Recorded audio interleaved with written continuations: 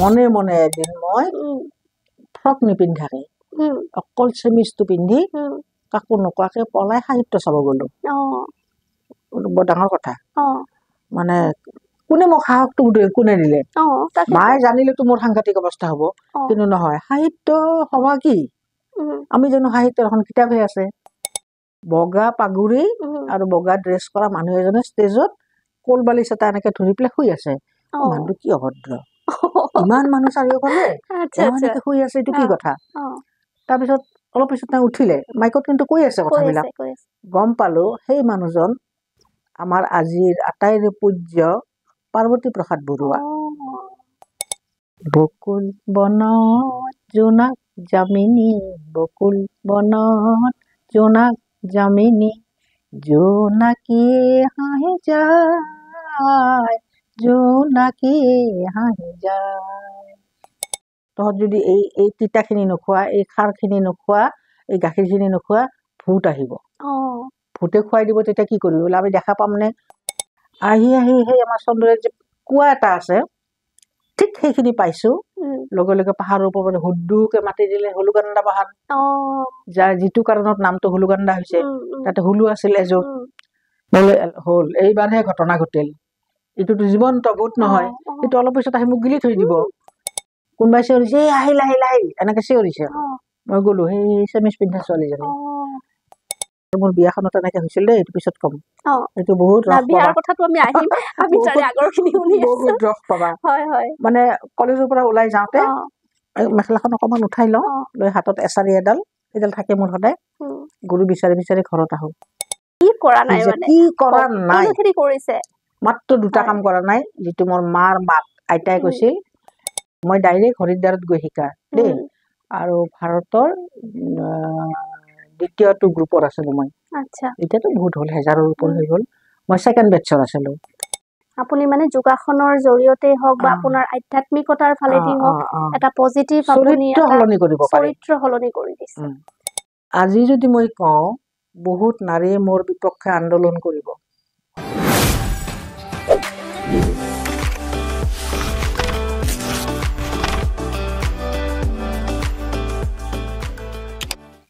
নমস্কাৰ মই দীপাঞ্জলি আপোনালোক সকলোকে স্বাগতম জনাইছো আমাৰ অনুষ্ঠানত দৰ্শকসকল আজি আপোনালোকৰ মাজলৈ যিগৰাকী অতিথিক আমন্ত্ৰণ কৰি আনিছো তেখেত সাহিত্য সংস্কৃতিৰ লগত জড়িত তেখেত আমাৰ অসমৰ গৌৰৱ আমাৰ গোৱালপাৰাৰ গৌৰৱ লগতে নাৰী সমাজৰ বাবেও এক উদাহৰণ য'ত আজিৰ দিনতহে পুৰুষ মহিলা সকলোকে সমমৰ্যাদা দিয়া হয় তেনে ক্ষেত্ৰত তেখেতে আজিৰে পৰা হয়তো প্ৰায় 25-30 বছৰ আগতেই নিজৰ ঘৰ সংসাৰখন নিয়াৰিকৈ চোৱা চিতা কৰাৰ লগতে এগৰাকী নাৰী হিচাপে তেখেতে বাহিৰত ওলাই গৈছিল চাকৰিও কৰিছিল সাহিত্য সংস্কৃতিৰ লগত জড়িতও হৈ আছিল লগতে সমাজৰ বাবেও বহুতো উদগনিমূলক সেৱাও আগবঢ়াই আহি আছে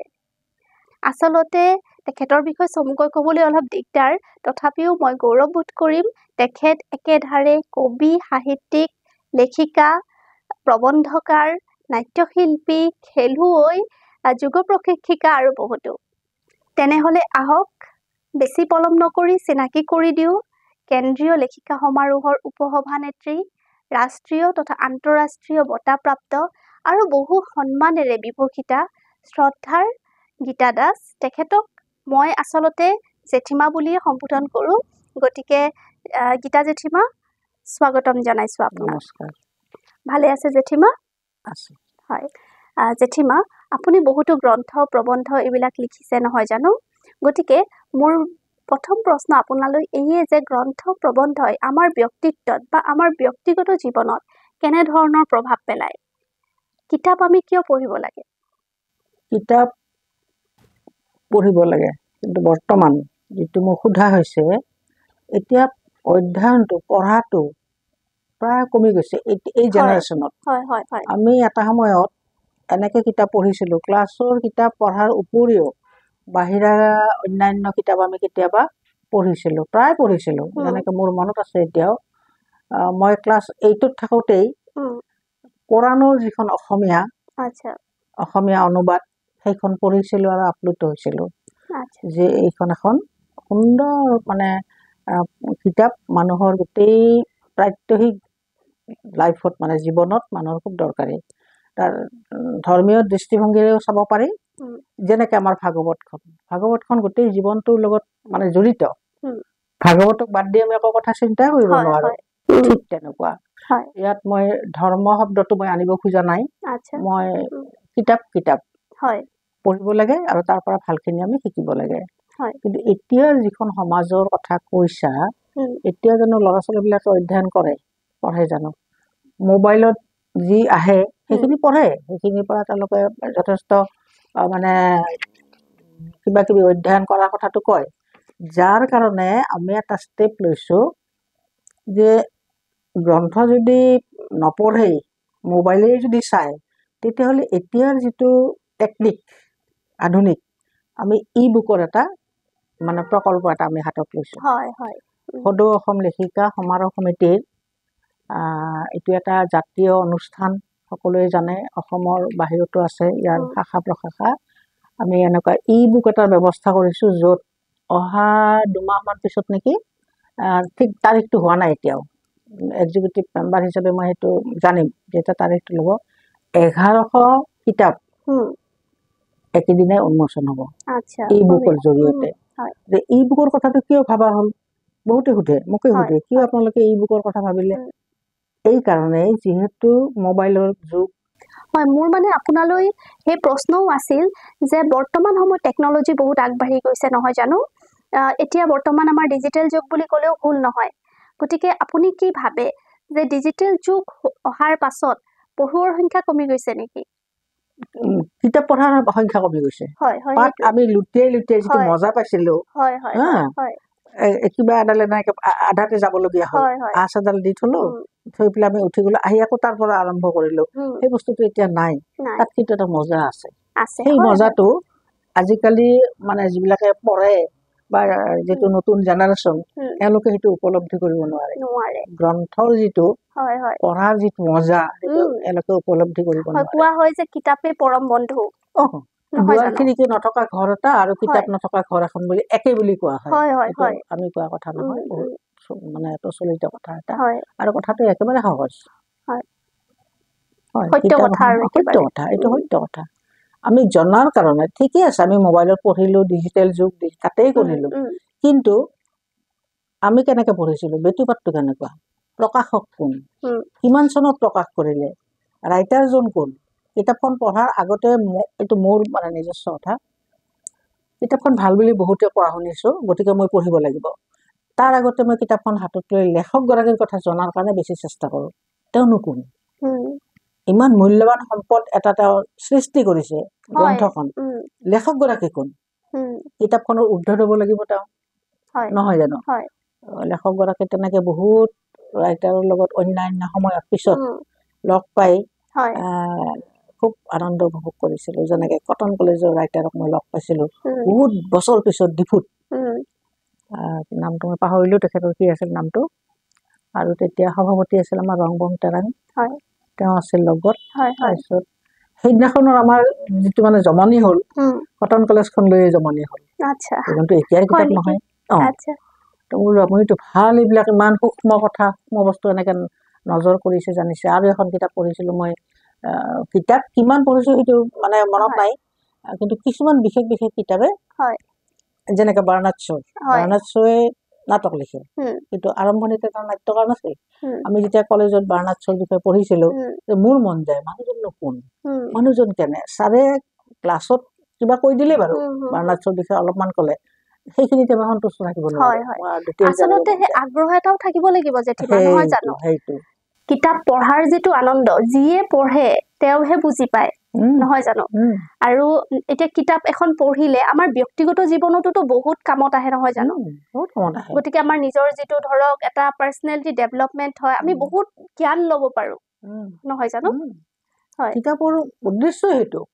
উদ্দেশ্য যিজনে লিখে তেওঁ মনৰ পৰা লিখি থাকে সেইখন কিতাপে আকৌ আমাক সহায় কৰে সেইটো আপোনাৰতো বহুত আপুনি গ্ৰন্থ আপুনি লিখিছে যেনে ধৰক আপোনাৰ প্ৰভাতী পক্ষীৰ প্ৰাৰ্থনা হয়নে এখন হেৰি হয় কবিতাৰ কিতাপ লোক সংস্কৃতিৰ ৰেঙনি অ হয়নে এইবিলাক আপুনি মানে এতিয়া কিমান দিন হ'ল আপোনাৰ লিখা মানে কলম হাতত লোৱা হয় হয় নহয় এই গ্ৰন্থখন আপুনি লিখা এইখন হেৰি 24ৰ প্ৰথম ভাগত নে 23ৰ লাষ্টত তেনেকে ৰিলিজ হৈছে নেকি আচ্ছা আচ্ছা জেঠিমা এইবাৰ মই আপোনাৰ কিছু ব্যক্তিগত জীৱনৰ বিষয়ে জানিবলৈ ইচ্ছুক হ'ম আৰু আমাৰ দৰ্শকসকলেও হয়তো জানিব খুজিব যে জেঠিমা আপোনাৰ জন্মটো গোৱালপাৰাতে নহয় আচ্ছা মোৰ যিহেতু দেউতাৰ ঘৰ অভয়াপুৰী মাৰ ঘৰ বঙাইগাঁও জিলাৰ বঙাইগাঁও জিলাত তেতিয়া গোৱালপাৰাই আছিলে অবিভক্ত গোৱালপাৰা জিলা মা দেউতা যিহেতু দুয়োগৰাকী উত্তৰ পাৰত মা দেওহাটী দেউতা ধৰ্মপুৰ আচ্ছা অভয়পুৰীৰে দুখন গাঁও তো পৰিয়ালৰ প্ৰথমটো সন্তান সাধাৰণতে মাকৰ ঘৰত জন্ম হয় নহয় জানো যাৰ কাৰণে মোৰ জন্ম হ'ল মোৰ মাৰ ঘৰত মাকৰ ঘৰত দেওহাটীত কিন্তু দেউতাই চাকৰি সূত্ৰে মোৰ যেতিয়া 3 মাহ বয়স তেতিয়াৰ পৰাই মই গোৱালপাৰাত অৰ্থাৎ সেইকাৰণে এতিয়া মোৰ ভাল লাগে মই গোৱালপাৰীয়া এই কথাটোকে মই বৰ ভাল পাওঁ একচুৱেলি এইটোৱে বৰ্তমানৰ গোৱালপাৰাখন নুবুজায় অবিভক্ত গোৱালপাৰা জিলাখন বুজায় অবিভক্ত গোৱালপাৰা জিলা বুলি ক'লেহে আমি আমাৰ গোটেইখিনি সাঙুৰি ল'ব পাৰিম আপোনাৰ তাৰ মানে শিক্ষা দীক্ষা গোটেইখিনি ইয়াতে গোৱালপাৰাতে ডাঙৰ দীঘল হৈছে মাজে মাজে দেউতাক চাকৰি সূত্ৰে বিভিন্ন ঠাইত গৈছো ধুবুৰী বিলাচীপাৰা চাপৰ বিভিন্ন ঠাইত চাকৰি সূত্ৰে য'তেই গৈছো তাতে সেই স্কুলত মানে পঢ়িছো কেতিয়াৰ পৰা লিখা মেলা আৰম্ভ কৰিলে জেঠিমা লিখা মেলা আৰম্ভ কৰিলো মই স্কুলত থাকোঁতে 7-8 মানত সেইটো এটা মোৰ মানে বৰ হাঁহি উঠা কথা আচ্ছা আমি জানিবলৈ বিচাৰিম তাৰমানে কি হ'ল মই ৰাতি পঢ়ি খুব ভাল পাইছিলো ৰাতি পঢ়ি ভাল পাইছিলো আচ্ছা 11টাৰ পিছত যেতিয়া গোটেই পৃথিৱীখন শুই যায়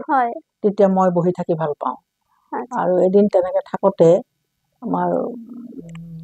হয়তো ঘৰৰ ওচৰতে বা খিৰিকীৰ ওচৰতে কৰবাত বিকট চিঞৰ মাৰিলে শিয়াল এটাই মই ইমানেই ভয় খালো মইতো দুৱাৰ ঘৰ বন্ধ কোঠালি এটাত সোমাই আছো কিন্তু মোক নোৱাৰে কিন্তু মোৰ ভাৱটো এনেকুৱা হলি মোক এতিয়া সেই ধৰিব নেকি আৰু সেইটো চিঞৰ এবাৰ নে দুবাৰ চিঞৰ মাৰি সি গুচি গ'ল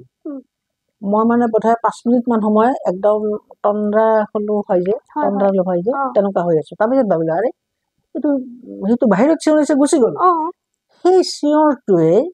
মোৰ আচলতে মনৰ দুৱাৰখন খুলি দিলে মই তাকে ভাবিছো মাজে মাজে ভাবো তই ক'ৰ পৰা আহিছিলি কিয় বা আহিছিলি আৰু সেইদিনাখনেই বোধ কৰো মোৰ মনৰ দুৱাৰখন খোল খাই গ'ল মই এটা কবিতা লিখিলো ৰাতি লগে লগে তাৰপিছত ভাবিলো এইবোৰ কি আকৌ কবিতাটো বহুত পঢ়িছো তেতিয়া আমি আজিকালি যেনেকে কবিতাৰ কিতাপ তেনেকে ইমান নাছিল কিন্তু আমি পঢ়িছিলো আমাৰ যিবিলাক অগ্ৰজ আছিল তেওঁলোকৰ কবিতা পঢ়িছিলো ৰাম গগৈৰ কবিতা পঢ়িছো অৱনী চক্ৰৱৰ্তী পঢ়িছো আৰু তাৰ আগত আমি শংকৰদেৱ মাধৱদেৱৰ যিবিলাক ব্ৰজাৱলী ভাষাৰ আছিল সেইবিলাক আমি ক্লাছত পঢ়িছো এনেও পঢ়িছো কাৰণ আমাৰ আইতা আছিল আইতাই এইবিলাক বৰগীতবোৰ যেতিয়া আমাক শিকায় বা কয় এইবিলাক কবিতাৰ পৰাহে গান চান এইবিলাক হয় তো তেতিয়া ভাবিলো এইটো ময়ো এনেকুৱা কিবা এটা হ'ল নেকি নিজে নিজে এটা গৌৰৱ অনুভৱ কৰিছো আকৌ ভাবোহে এইবিলাক নহ'ব মানে এইটো ফালি পেলাম নেকি কাগজখন এনেকুৱা লাগিল থাককচোন বাৰু এই যে সেইটো মোৰ আচলতে তেতিয়া ইমান ভাবা নাইতো যে কিমান চন কিমান তাৰিখ তেতিয়া ভাবা নাই নহ'লে আজিকালিৰ নিচিনা হ'লে বুজা হ'লে মই লিখি থলো এখন কৰবাত কিন্তু তাৰ পিছৰ পৰ্যায়ত মই যিখিনি সৃষ্টি কৰিছিলো কেতিয়াবা সেইখিনি মই নিজে ধ্বংসও কৰিছো বিভিন্ন কাৰণত মোৰ মানে এটা স্বভাৱ আছিল যিটো স্বভাৱ মায়ে বেয়া পাইছিল মোৰ যদি মনটো বেয়া লাগে কিবা কাৰণত খং উঠে মই কথা নকওঁ একদম মানে মুখ চুখ ফুলে বহি থাকো যিমান যি নিহুদক কিয় আলহী আহিও যদি সুধে তোমাৰ নামটো কি মই নকওঁ মানে মোৰ খং উঠিছে ঠিক তেনেকুৱা পৰিৱেশত কেতিয়াবা মই বঙালী অধ্যয়ন খুব কৰিছিলো এটা সময়ত স্কুল লাইফত কলেজ লাইফতো কৰিছো বঙালী কিয় কৰিছিলো মই নিজেও নাজানো পঢ়ি মোৰ ভাল লাগে এই তোমাৰ প্ৰসাদ নৱকল্লোল তাৰপিছত বঙালী কিতাপটো বহুত আছে আমাৰ হেৰি বংকিম চট্টোপাধ্যায়ৰ কিতাপবিলাক যেতিয়া পঢ়িছিলো বৰ মজা লাগে মই যেন তাতে আছো এনেকুৱা লাগে তাতে বহিয়ে যেন মই দেখি আছো হেৰি আছো মানে জীৱন্ত হয় তাৰপিছত বঙালী গানবিলাকতো বৰ সুৰীয়া খুব সুন্দৰ মই প্ৰায় 100 নহ'লেও 80-85 মানলৈকে বঙালী গানবোৰ অসমীয়াত অনুবাদ কৰি নিজেই ষ্টেজত গাইছিলোঁ নিজেই গাইছিলোঁ তাৰপিছত এতিয়া সোণাৰী বুলি আমাৰ ইয়াত এখন ঠাই আছে একেবাৰে অনুন্নত গাঁও এতিয়া কিন্তু ভাল হ'ল শিক্ষিত মানুহ ওলাইছে তাত যেতিয়া দেখিলোঁ যে তেওঁলোকে ষ্টেজ কাককৈ নাজানে ফুটবলটো দেখিছে খেলিব নাজানে আমাৰ দেউতা আকৌ খুব ভাল খেলিছিল মহামেডান স্পৰ্টিং ক্লাবৰ এজন সদস্য আছিল কলিকতাৰ এই দেউতাৰ মুখত শুনিছোঁ খুব ভাল বাঁহী বজাইছিল দেউতাই তবলা বনাইছিল দেউতা মানে পুৰা কালচাৰেল লাইনত মানে আপোনাৰ সেই চাগে জন্মগতভাৱে এটা আহিছিল আৰু খুহুতীয়া নাটক মানে যিবিলাক ফুল ফ্ৰেজত নাটক গোৱালপাৰাত এটা সময়ত মানে সাংস্কৃতিক দিশটো বিশেষকৈ নাট্য কলা যিটো সেইটো যথেষ্ট উন্নত আছিল ইয়াত অসম ক্লাব যিটো আছে বছৰত 3খনমান মানে পূৰ্ণাংগ নাটক হ'বই লাগিব হ'বই সেই মানুহখিনি তেতিয়াৰ মানুহখিনি তো তাত দেউতাক এই গোৱালপাৰাৰ সমাজে এটা টাইটেল দিছিল অসমৰ ভানু বানাৰ্জী বুলি যিটো মহেশ্বৰ নাগে লিখি থৈ গৈছে তেখেতৰ ডিম্বেশ্বৰ নাগ নেকি ডিম্বেশ্বৰ নাগ লিখি থৈ গৈছে অসমৰ সুধীৰ ঘোষ বুলি এজন আছিল দেউতাৰ সমবয়সীয়া এনেকুৱা খুহুতীয়া আছিল মানে একেবাৰে নাহাহা মানুহ মই খুহুতীয়া হ'ব নোৱাৰিলোঁ কিছু হৈছিল অৱশ্যে কলেজত মোক দেখি ৰাস্তাত মানুহে হাঁহিছিল বুজি পাওঁ কিয় হাঁহে এইটো ইটিকিং নহয় মোৰ সেই মানে অভিনয় দেখিছিলে যে তেওঁলোকে আপুনি স্কুল কলেজত আপুনি যিবিলাক আমাৰ আলোচনী ওলাই সেইবিলাকৰ পৰা আৰম্ভ কৰিছিল নে নহয় মোৰ প্ৰথম আৰম্ভ হ'ল খুব সম্ভৱ 65 নে 64 নে 6 এইখিনি সময় তাৰমানে মই তেতিয়া মেট্ৰিক পাছ কৰা নাই তো তেতিয়া আছিল নতুন অসমীয়া বুলি এখন নিউজ পেপাৰ ডেইলি পেপাৰ সেইখন আমি 3 দিন পিছত পাওঁ তাৰমানে গুৱাহাটীৰ পৰা আহি গোৱালপাৰা পায় গোৱালপাৰাৰ পৰা লক্ষীপুৰ পায় লক্ষীপুৰৰ পৰা সোণাৰী যায় তো 3 দিন পিছত হ'লেও আমাৰ কাৰণে নতুন তাত মই এটা বিজ্ঞাপন পাইছিলোঁ মোৰ নামটো মনত আছে এতিয়াও লিখিছিলে চেমনিয়াৰ মানে গুৱাহাটী মালিগাঁৱৰ পৰা সেইখন ওলাইছিলে চেমনিয়া বুলি এখন মেগাজিন কি বস্তু আলোচনী কি বস্তু জানি মোৰ জানাৰ কোনো উপায় নাই এনেকুৱা এখন ছ'চাইটিত ডাঙৰ হৈছোঁ মই যিখিনি জানো সেইখিনি তো কাকো নোকোৱাকৈ মাকো কোৱা নাই দেউতাকো কোৱা নাই মনে মনে সেইখন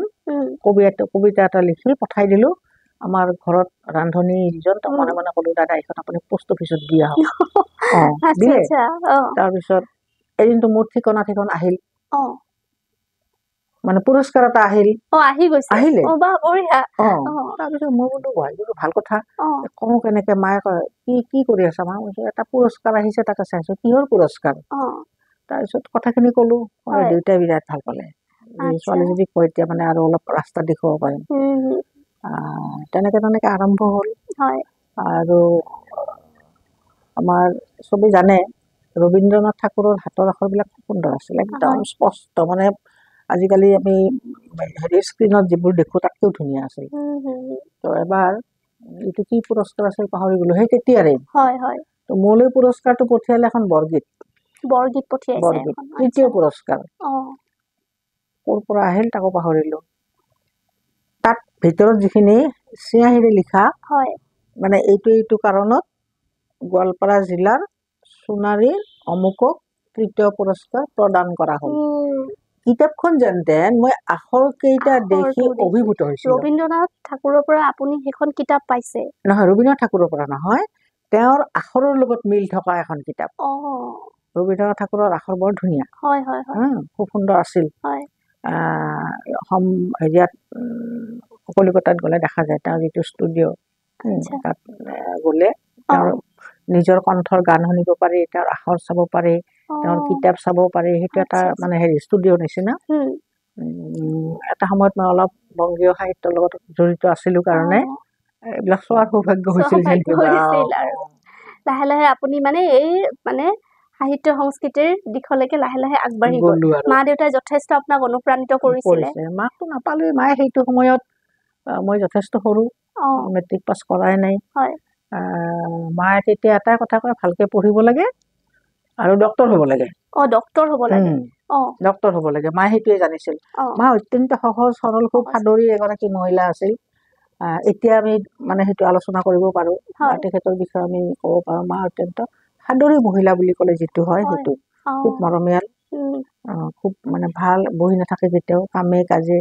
চব কৰিব পাৰে আৰু সেই সময়ত মাৰ দিনত ক্লাছ 10লৈকে পঢ়া মা গতিকে গাঁৱৰ মানুহে সবেই কৰিছিল ক্লাছ 10লৈকে পঢ়া মানে সাংঘাতিক মাৰ পৰা যিখিনি পাইছিলোঁ আৰু মায়ে গান চানবোৰ লিখি খুব ভাল পাইছিল মাও লিখিছিলে নহয় মায়ে হেৰি নকৰে তেওঁ নিজৰ নহয় চিনেমা ধুবুৰীত বহীখন বোধ কৰোঁ এতিয়াও পাম বিচাৰিলে ঘৰত বঙালী চিনেমা তাত বেছিকে চলে আৰু লগতে এখন পুস্তিকা ওলায় চিনেমা হলতে পোৱা যায় তাৰ পৰা গানবিলাক মায়ে এখন বহীত লিখে তেতিয়া দেখিছিলোঁ মাৰ আখৰকেইটা মোতকে ভাল মাৰ আখৰকেইটা মোতকে ভাল এইটো ভাল কথা ময়ো ভাল কৰিব লাগিল বহুত চেষ্টা কৰিলোঁ কিন্তু আখৰ বেয়া নাছিল মোৰ এই ৰেডিঅ'ৰ গান লক্ষ্মীৰা দাস বাইদেউৰ লগত মোৰ যেতিয়া চিনাকি হ'ল তেতিয়া তেওঁৰ গান আহিলে মই লিখা আৰম্ভ কৰিলোঁ ৰেডিঅ'ৰ গান লিখোতেতো যথেষ্ট স্পীড দিব লাগে গাইহে আছে সেইটো কৰোঁতে কৰোঁতে মোৰ কি হ'ল আখৰ বেয়া হৈ গ'ল তাৰপিছত এতিয়া মানে 4টামান ডিজাইনত মই আখৰ লিখিব জানিছিলোঁ ডিজাইন বেলেগ বেলেগ খুব সৰু খুব ডাঙৰ বেকা চিধা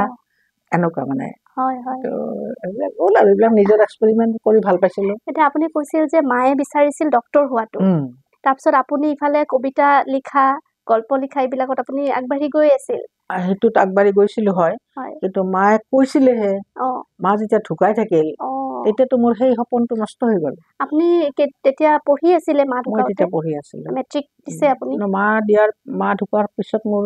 3 বছৰ লষ্ট হ'ল কাৰণ সৰু সৰু 3টা ভাইটি আপোনাতকে সৰু মোতকে সৰু আপুনি ডাঙৰ আছিল মই ডাঙৰ সেইকেইটাৰ যত্ন মই ল'বলগীয়া হ'ল তাৰপিছত পঢ়িম কেতিয়া সেই ৰাতি 11টাৰ পিছত আৰু মা যে নাই এইটো এটা ডাঙৰ কথা মানে হাঁহিও উঠে কিন্তু মই যদি ৰাখিব পাৰিলোহেঁতেন বোধ কৰোঁ অলপ মানে সাহিত্যৰ ফালে গতি কৰিছিল মই সদায় এখনকে ঈশ্বৰক চিঠি লিখিছিলোঁ বিভিন্ন কাৰণত আমাৰ সামাজিক যিবোৰ অৱক্ষয় সেই অৱক্ষয়ৰ ওপৰত মই চিঠি লিখিছিলোঁ যে তুমি যদি সঁচাই ঈশ্বৰেই হোৱা তেতিয়াহ'লে এইবোৰ কিয় নোচোৱা এইবোৰ কিয় নেদেখা কোনোবা এজনে কিবা এটা বেয়া কাম কৰিলে সমাজখনৰ ক্ষতি হ'ল সেইটো মই দেখিলোঁ কিন্তু মইতো তোমাক ডাইৰেক্ট ক'ব নোৱাৰোঁ ক'লেতো মোৰ বিপদ মই লিখি প্ৰকাশ কৰিছিলোঁ তাৰপিছত তেনেকৈ লিখি লিখি ভাল লগা হ'ল দেখোন বহীখন যেতিয়া মানে ভৰে বৰ মজা লগা হ'ল নে মই লিখিব লাগিব তেতিয়াহ'লে এনেকে আপুনি লিখা আৰম্ভ হ'ল মানে কোনোবা ক্ষেত্ৰত হয়তো মাও সেই অনুপ্ৰেৰণা হৈ থাকিল আপোনাৰ লিখাৰ অনুপ্ৰেৰণা হৈ থাকিল মা দেউতাই নাটক কৰিছিল খুব সুন্দৰ তবলা বজাইছিল বাঁহী বজাইছিল তেওঁ বাংলাদেশত ইঞ্জিনিয়াৰিং পঢ়া মানুহ কিন্তু আমাৰ ককা ঢুকুৱাল 4 দিনমান পৰীক্ষাৰ 4 দিনমান মানে আগতে লগে লগে দেউতা গুচি আহিল তাৰ পৰা গুচি আহোঁতে দুটা পঢ়া শুনাটো বৰ ভাল আছিল ৰাজবাৰীৰ পৰা বৃত্তিলৈ পঢ়িছিল তেওঁ মানে ভাল আছিল আমি শুনিছোঁ দেউতাৰ গীতবিলাক ব্ৰিটিছৰ দিনত পোৱা যিবোৰ পুৰস্কাৰবিলাক এতিয়াও আছে এখন ডিক্সনাৰী মানে ইমান দীঘল চহীটো দেই আমি ভাবোঁ দেউতাৰ ইমান ব্ৰেইন আছিল তেওঁ বোলে 7 দিনত ৰামায়ণখন মুখস্থ কৰি দিব পাৰে আমি কিয় নোৱাৰোঁ দেউতাৰ আমি একোৱে নাপালোঁ দেখোন এনেকুৱা ভাৱ হয় মাজে মাজে এইটোতো আৰু হ'বই নাই তথাপিও মানে আপোনাৰ যিখিনি জ্ঞান সেইখিনি কিন্তু মানে কি ক'ম মানে মোৰ ক'বলৈ ভাষা নাই আপোনাৰ পৰা আজি সেইখিনি দৰ্শকসকলক কৈছোঁ আজি জেঠীমাৰ লগত কথা পাতি পেলাই মই একেবাৰে মানে সোমাই পৰিছোঁ আজি দৰ্শকৰ লগত একো কথা পতা নাই তথাপিও দৰ্শকসকল আপোনালোকে নিশ্চয়কৈ ভাল পাইছে আমাৰ অনুষ্ঠান সাহিত্য সংস্কৃতিৰ লগত জড়িত এগৰাকী নাৰী আৰু তেওঁৰ আজি জীৱন কাহিনী আজি আমি এই অনুষ্ঠানটোত শুনিবলৈ পাই সঁচাকৈ নিজকে মানে খুব সৌভাগ্যৱান বুলি অনুভৱ কৰিছোঁ জেঠীমা আপুনি এই কথাখিনি ক'লে আপোনাৰ শিক্ষাৰ কথা শুনিলোঁ আপুনি কেনেকৈ ইনস্পায়াৰ হ'ল আপোনাৰ মাৰ কথা দেউতাৰ কথা শুনিলোঁ লাহে লাহে আপোনাৰ ধৰক হাইস্কুল আপুনি ইয়াতে কৰিছে হয় তাৰপাছত আপোনাৰ বিয়া হ'ল বৈবাহিক জীৱন আপোনাৰ নহয় তাৰ মাজৰ ডোখৰবোৰ আৰু সাংঘাতিক হয় নেকি মাজৰ ডোখৰ সাংঘাতিক এইকাৰণে কৈছোঁ মই নিজে পঢ়ি 68ত মেট্ৰিক পাছ কৰিলোঁ 3rd ডিভিজনত কিন্তু দেউতাই সেইটোতে বৰ ভাল পালে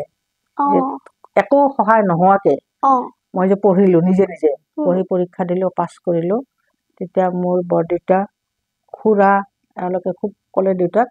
যে হ'ব আৰু এতিয়া বাচ্চাকেইটা অলপ ডাঙৰ হ'ল, ভাইটিহঁত অলপ ডাঙৰ হ'ল, সিহঁতকো স্কুলত দিব লাগে। গোৱালপাৰালৈ গুচি আহিলোঁ আমি। মা নাই, মা থাকোঁতে ঘৰ চৰবিলাক আৰম্ভ কৰিছিল, কিন্তু দেখা নাপালে। আমি ইয়াতে আহিলোঁ। কলেজ পোৱাৰ লগে লগে কলেজৰ যিখন পথাৰ, সেই পথাৰখনে বোধ কৰোঁ মোক অলপ বেছিকেই মানে সন্মোহিত কৰিলে নেকি। তেতিয়া মোৰ সেই পুৰণি বস্তুবিলাক আকৌ আহিল। হাইস্কুলত মই যেতিয়া খেলিছিলোঁ, খেলৰ পথাৰৰ কথাটো মই আজি মুখেৰে প্ৰকাশ কৰিব পৰা নাই। মই যেতিয়া ফিল্ডত নামো, চাৰিওফালৰ পৰা হাহাকাৰ লাগে, হুলস্থুল লাগে। মানে এই যে অডিয়েঞ্চবিলাকে হাৰিয়াপকে চিঞৰে যে, সেইটো সাংঘাতিক হয়। তাৰমানে মই আমাৰ মানে সেইটো সময়ৰ কথাটো, সেইটো মই কাকো দুখ দি ক'ব খোজা নাই। এই তেতিয়া আমাৰ ওচৰ চুবুৰীয়া মানুহবিলাকে মোক জোকাইছিলে যে এওঁ ওলালে, খেলিব যাব, তেওঁ খেলুৱৈ হ'ব, মোক মানে অলপ তাচ্ছিল্যৰ সুৰত কথাবিলাক কৈছিলে। কৰিছিল আপোনাক এগৰাকী নাৰীৰ কাৰণে, এগৰাকী নাৰীৰ কাৰণে। ছোৱালীৰ দৰে থাকিব লাগে। ঘৰত ল'ৰা ডাঙৰ কৰিছো, সেইটো ভাল পাইছে। ভাত ৰান্ধিছো, ভাল পাইছে। কলেজত পঢ়িছো, ভাল পাইছে। কিয় নাটক কৰিব লাগে, কিয় খেলিব লাগে, বেয়া কথাটো। ছোৱালী এজনী খেলা কথাটো বেয়া কথা। কিন্তু যেতিয়া মই ফিল্ডৰ পৰা ঘূৰি আহোঁতে হাতত পুৰস্কাৰ এটা লৈ আহোঁ, খালী হাতে কেতিয়াও নাহোঁ, তেতিয়া আকৌ পুৰস্কাৰ এটা পাইছে, সাধাৰণ এইটোহে। তেতিয়া আৰু কি, এটা বাস্কেট প্লাষ্টিকৰ, এখন প্লেট, এনেকুৱাহে আছিল কথাবোৰ। এইটোনো কি বস্তু, একো ডাঙৰ কথা নহয়। হেৰি নাচি বাগি আহিলে তেওঁ, সেই মানুহখিনিয়ে কিন্তু মই এতিয়া গৌৰৱ বোধ কৰোঁ, এতিয়া নাই বাৰু, 2 এজন ঢুকাইছে আৰু 2 এজন আছে, এতিয়া অপেনলি মুক্ত সমাজৰ মাজত কয় যে গীতা বাইদেউ আমাৰ গৌৰৱ। মই বোলো কিয়, এচিভমেণ্ট সেইটো এতিয়াও প্ৰায় শুনো। কৈছো মই গৌৰৱ কৰিবলগীয়া একো কৰা নাই, মই যি কৰোঁ নীৰৱে কৰোঁ, কিবা পাম সেইটো কাৰণত কেতিয়াও নকৰোঁ। কিন্তু খেলতে ভাবোঁ, খেলিলে মই প্ৰথম হ'ব লাগিব। পুৰস্কাৰটো মোক কি দিয়ে ডাঙৰ কথা নহয়, কিন্তু নামটো মোৰ একত থাকিব লাগিব, মই তেনেকে ভাবোঁ। আৰু কলেজত যেতিয়া আহিলোঁ 68-ত, অসমৰ যিটো হেৰি আছিল এথলেটিক্স মিট, মানে অলিম্পিক, আছাম অলিম্পিক মিট, সেইখন গোৱালপাৰাত হৈছিল। আৰু তাত খেলাৰ কাৰণে সেই সময়ৰ উদ্যোগ লৈছিল আমাৰ দীনেন্দ্ৰ নাৰায়ণ সিংহ, অৰ্থাৎ হংগুদা, চবে জানে, মনমোহন দাস, শিশিৰ মেধি, এওঁলোকে উদ্যোগ লৈছিল। আৰু মোক 3 মাহ প্ৰশিক্ষণ দিয়াইছিল চাউথৰ এজন কোচেৰে। আপোনাৰ দেউতাই ছাপোৰ্ট কৰিছিল নে এই ক্ষেত্ৰত? দেউতাটো ঢুকালেই, তেতিয়াতো দেউতা নাই না, দেউতা আছে, ছাপোৰ্ট কৰিছিল। দেউতা 72-ত ঢুকাইছে, 72 চনত ঢুকাইছেতো। আৰু মই 68-ত খেলিছোঁ। মই যেতিয়া খেলিব মানে দেউতাৰ অনুমতি তেওঁলোকে লৈছোঁ, মই কোৱা নাই।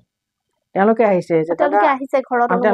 ঘৰত আহিছে, আহি দেউতাৰ অনুমতি লৈছে। দেউতাই কয় তাইতো খেলে, মইতো দেখোৱেই। খেলোঁ মানে ক'ত, এই স্বাধীনতা দিৱসত, গণতন্ত্ৰ দিৱসতে, আমাৰ তাতকেতো বেছি একো নাপাওঁ, বা স্কুলৰ খেলবিলাকত। তাৰপিছত দেউতাই যেতিয়া ক'লে তাই যদি খেলে, যদি পাৰে কৰক, মোৰ ক'বলগীয়া একো নাই। তেতিয়া দেউতা অসুখীয়া মানুহ, 68-ত অসুখীয়া নহয়, 71-ত অসুখ হৈছিল দেউতাৰ। তাৰপিছত গ'লোঁ, খেলিলোঁ। এতিয়া এটা ডাঙৰ মোৰ মানে লাইফৰ হেৰি এটা আৰু মনত ৰাখিব, স্মৃতি। কিমান গৰাকী আছিলে, এইটো গোটেই উত্তৰ পূৰ্বাঞ্চল, নৰ্থ ইষ্টৰ খেলটো,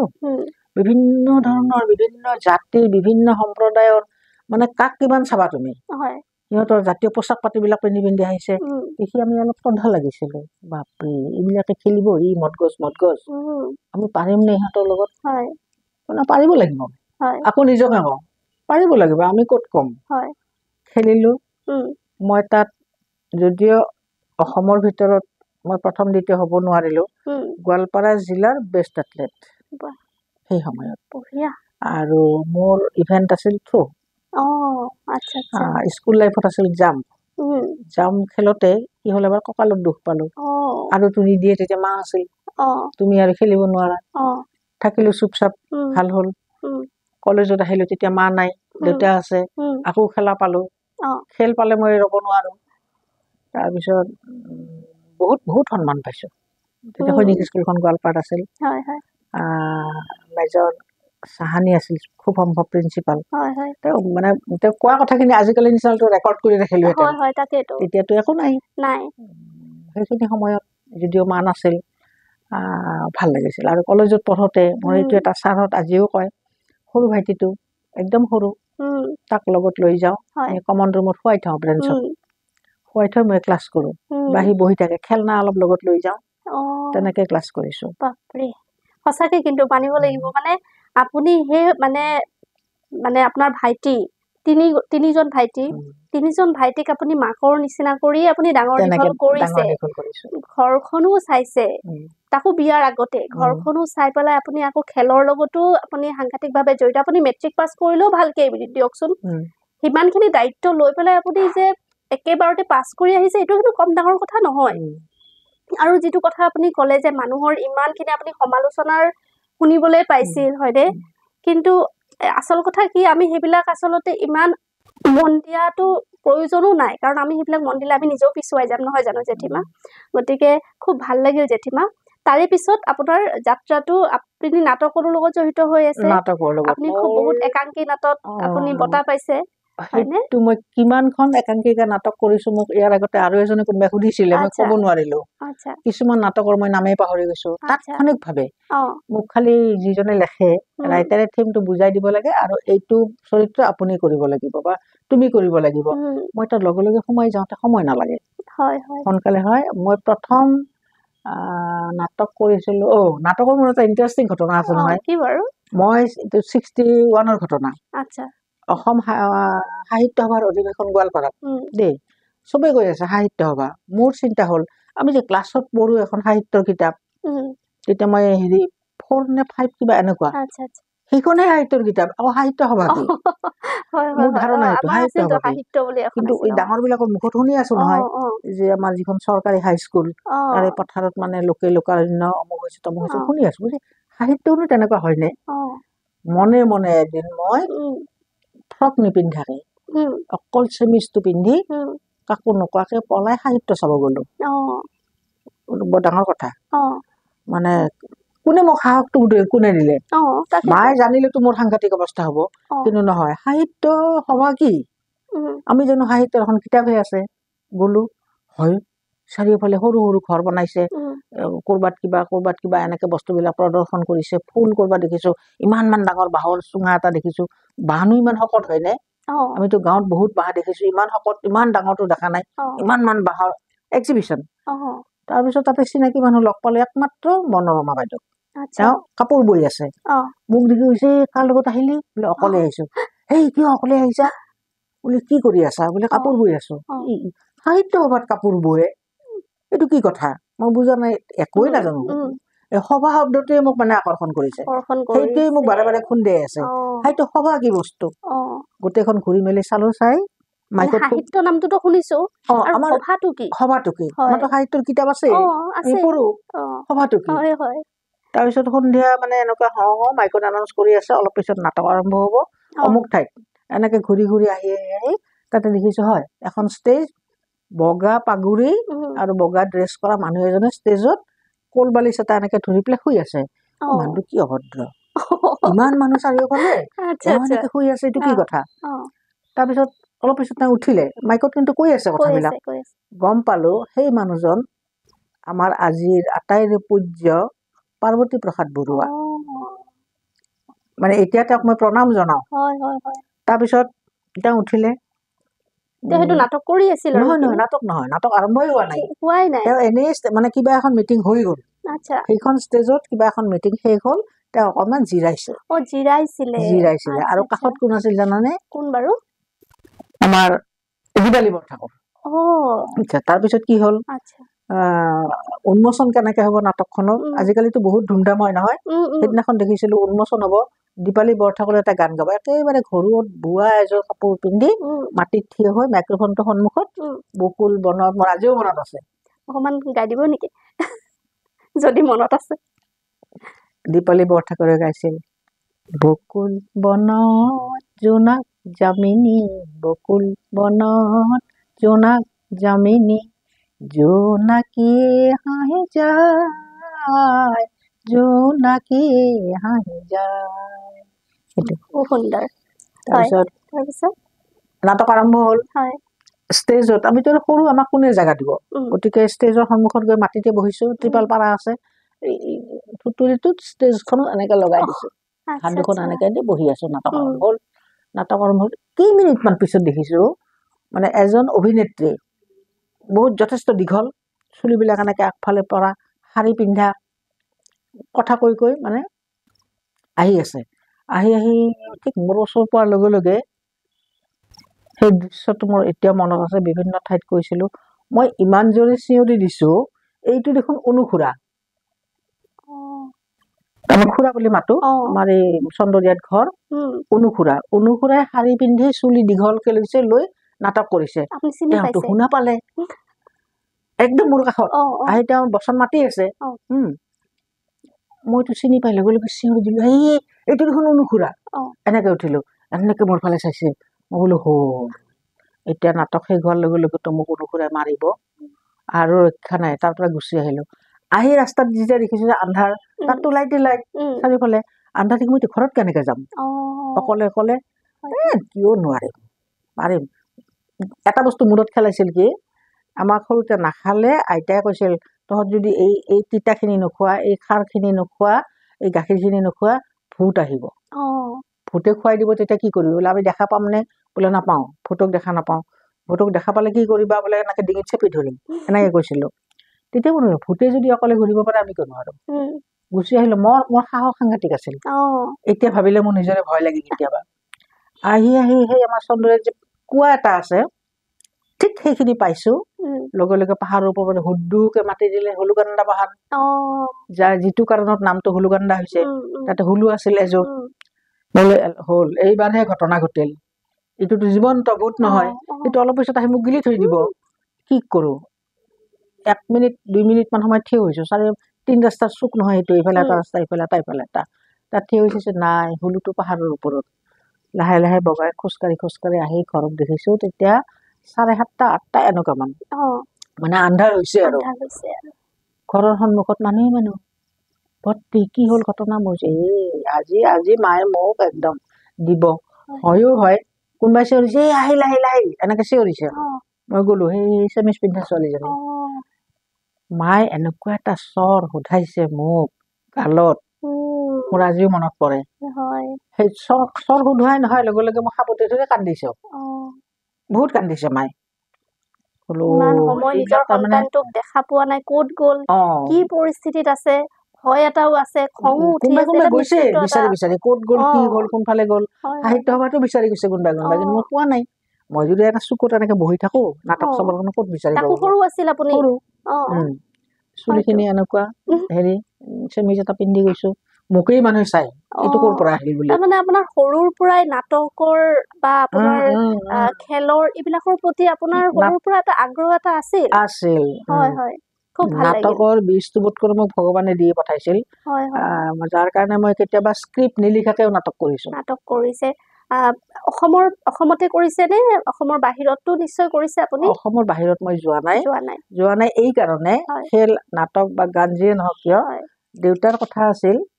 দেউতাৰ সেইটো এটা সংস্কাৰ যে ছোৱালীবিলাকে যেতিয়া দৰাৰ লগত বিয়াত যায়, দৰা যে বিয়া কৰাব যায়,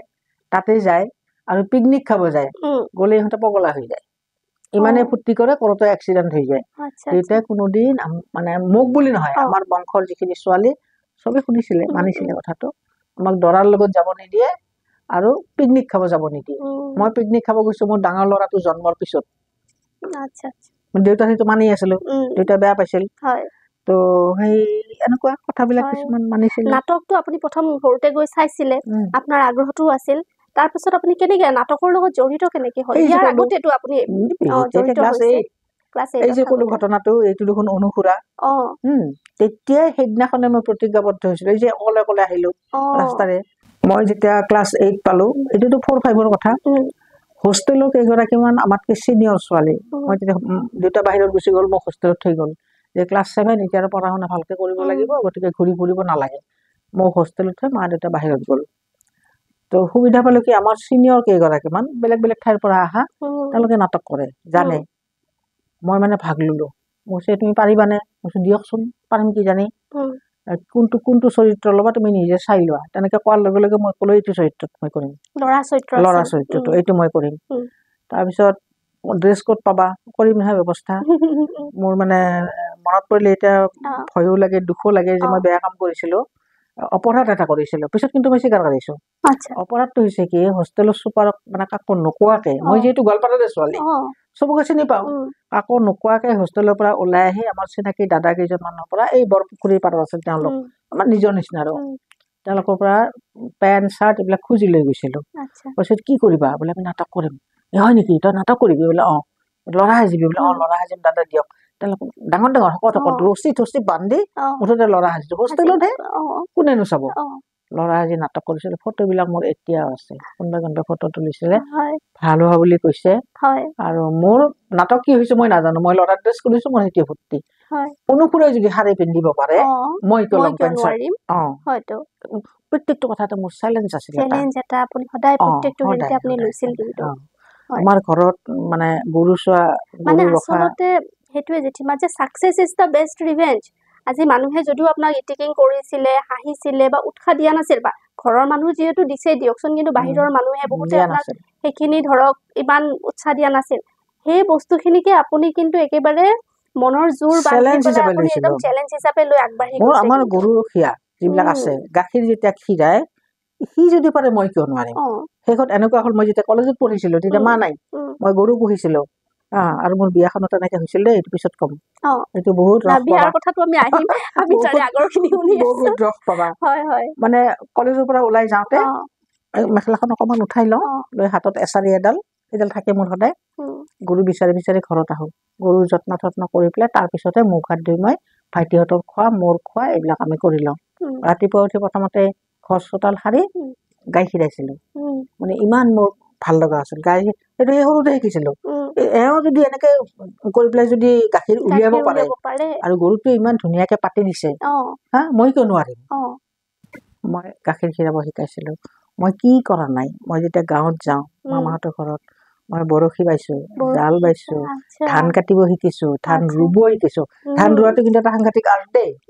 এইটো আঙুলিৰ এই আঙুলিটোৰ মানে ব্যৱহাৰ অৰ্থাৎ আমি যিকেইডাল ধান ৰুম তাৰ জোখটো হ'ল এই পাপটোৰ পৰা এইখিনিলৈকে তেওঁলোকে কিন্তু এই কথাবোৰ নাজানে মই যেনিবা এইটো কি বুলি ক'ব মই যেনিবা গৱেষণাহে কৰিলো এনেকুৱা এইটো জোখত মই ধান ৰুব শিকিছিলো তাৰপিছত বহুত দিন কৰিলো প্ৰত্যেক বছৰে মানে মই যামেই আৰু মায়ে মানে ৰখাব নোৱাৰে মামাহঁত কোনোবা আহে লৈ যায় মই ধান বানিব শিকিলো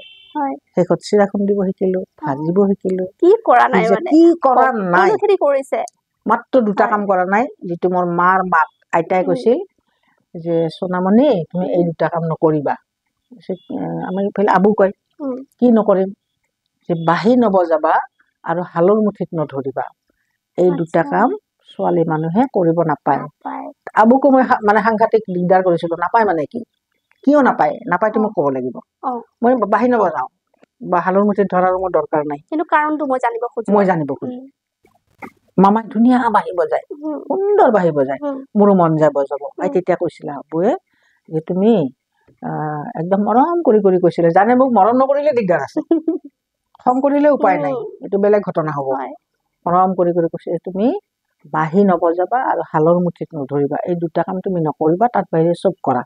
সেইটোৱে যদি হয় তেতিয়াহ'লে চিৰা খুন্দতে যে ধান সিজায় সেইটো মই সিজাম কালি আবু পৰি গ'ল নহয় ফাণ্ডত আবু ভাবাই নাই মই যে তেনেকে ক'ম তেনেকে মই কামবিলাক চব কাম শিকাৰ আৰু ইয়াৰ গুৰিতে হ'ল মোৰ ডাঙৰ মামাই কি কৈছিলে খুব খঙাল আছিল মামা কিন্তু খুব মানে সংস্কাৰিত আছিল মোক কৈছিলে গীতুমা মোক উত্তৰ পাৰে চবে গীতুমা বুলিয়ে জানে আৰু আচল নামটো নাজানে গীতুমা চব কাম শিকিব লাগে তোক হয়তো নিজে কৰিবতো নালাগিব এতিয়া টাউন চহৰত থকা দেউতা এনেকুৱা তোৰ নিশ্চয় এইবিলাক নালাগিব ভৱিষ্যতত কিন্তু কোনোবা কৰতে যদি দেখা যে ভুলকে কৰিছে শুদ্ধ কৰি দিব পাৰিব ওস্তাদিটো সেইটো শব্দ মোৰ বৰ ভাল লাগে এতিয়া মনত পৰে ওস্তাদিটো কৰিব পাৰিবা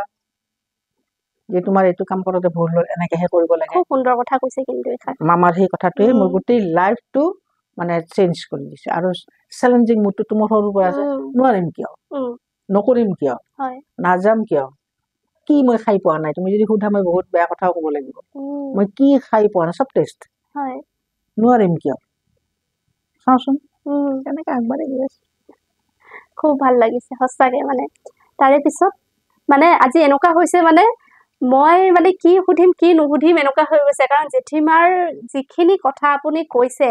এগৰাকী নাৰী হিচাপে আপুনি ইমানখিনি অভিজ্ঞতা লৈছে আজিৰ যুগত, কিন্তু আজিৰ নাৰীয়ে নোৱাৰে কিন্তু আজি সঁচাকে মানে এই বস্তুটো শুনি সঁচাই খুব ভাল লাগিছে জেঠীমা। মানে আপুনি সৰুৰে পৰাই নাটক কৰা, খেলৰ লগত জড়িত, মই মানে এখন সংসাৰ সমাজ মই সদায় বিচাৰিছিলো। সমাজ বিচাৰিছিল আপুনি, সমাজখনক কেনেকে আমি সুস্থ সমাজ এখন সদায় বিচাৰিছিলো। সেইটো নাটকৰ যোগেৰে হ'ব পাৰে, গানৰ যোগেৰে হ'ব পাৰে, নামৰ যোগেৰে হ'ব পাৰে। আজি প্ৰায় ২৭ বছৰমান হ'ল মই ইয়াত এইটো নামঘৰত, নয়মন্তী নামঘৰত মই যিটো আৰম্ভ কৰিছিলো যে প্ৰতি বৃহস্পতিবাৰে আমি শিকিব লাগে, আমি ছোৱালীবিলাকে বোৱাৰীবিলাকে শিকিব লাগে, তেওঁলোকক চব বজোৱা থজোৱা এইবিলাক মই কিনিছিলো। তেতিয়া মই চাকৰি কৰিছিলো, গতিকে অসুবিধা দামো কম, ২০০-২৫০ টকা এনেকুৱা। এযোৰ নাগাৰা, তাল, এইবিলাক বেছি ডাঙৰ কথা নহয়। আজিও চলি আছে। মোৰ মনত পৰিলে ভাল লাগে। সোণাৰীত সেই 62ত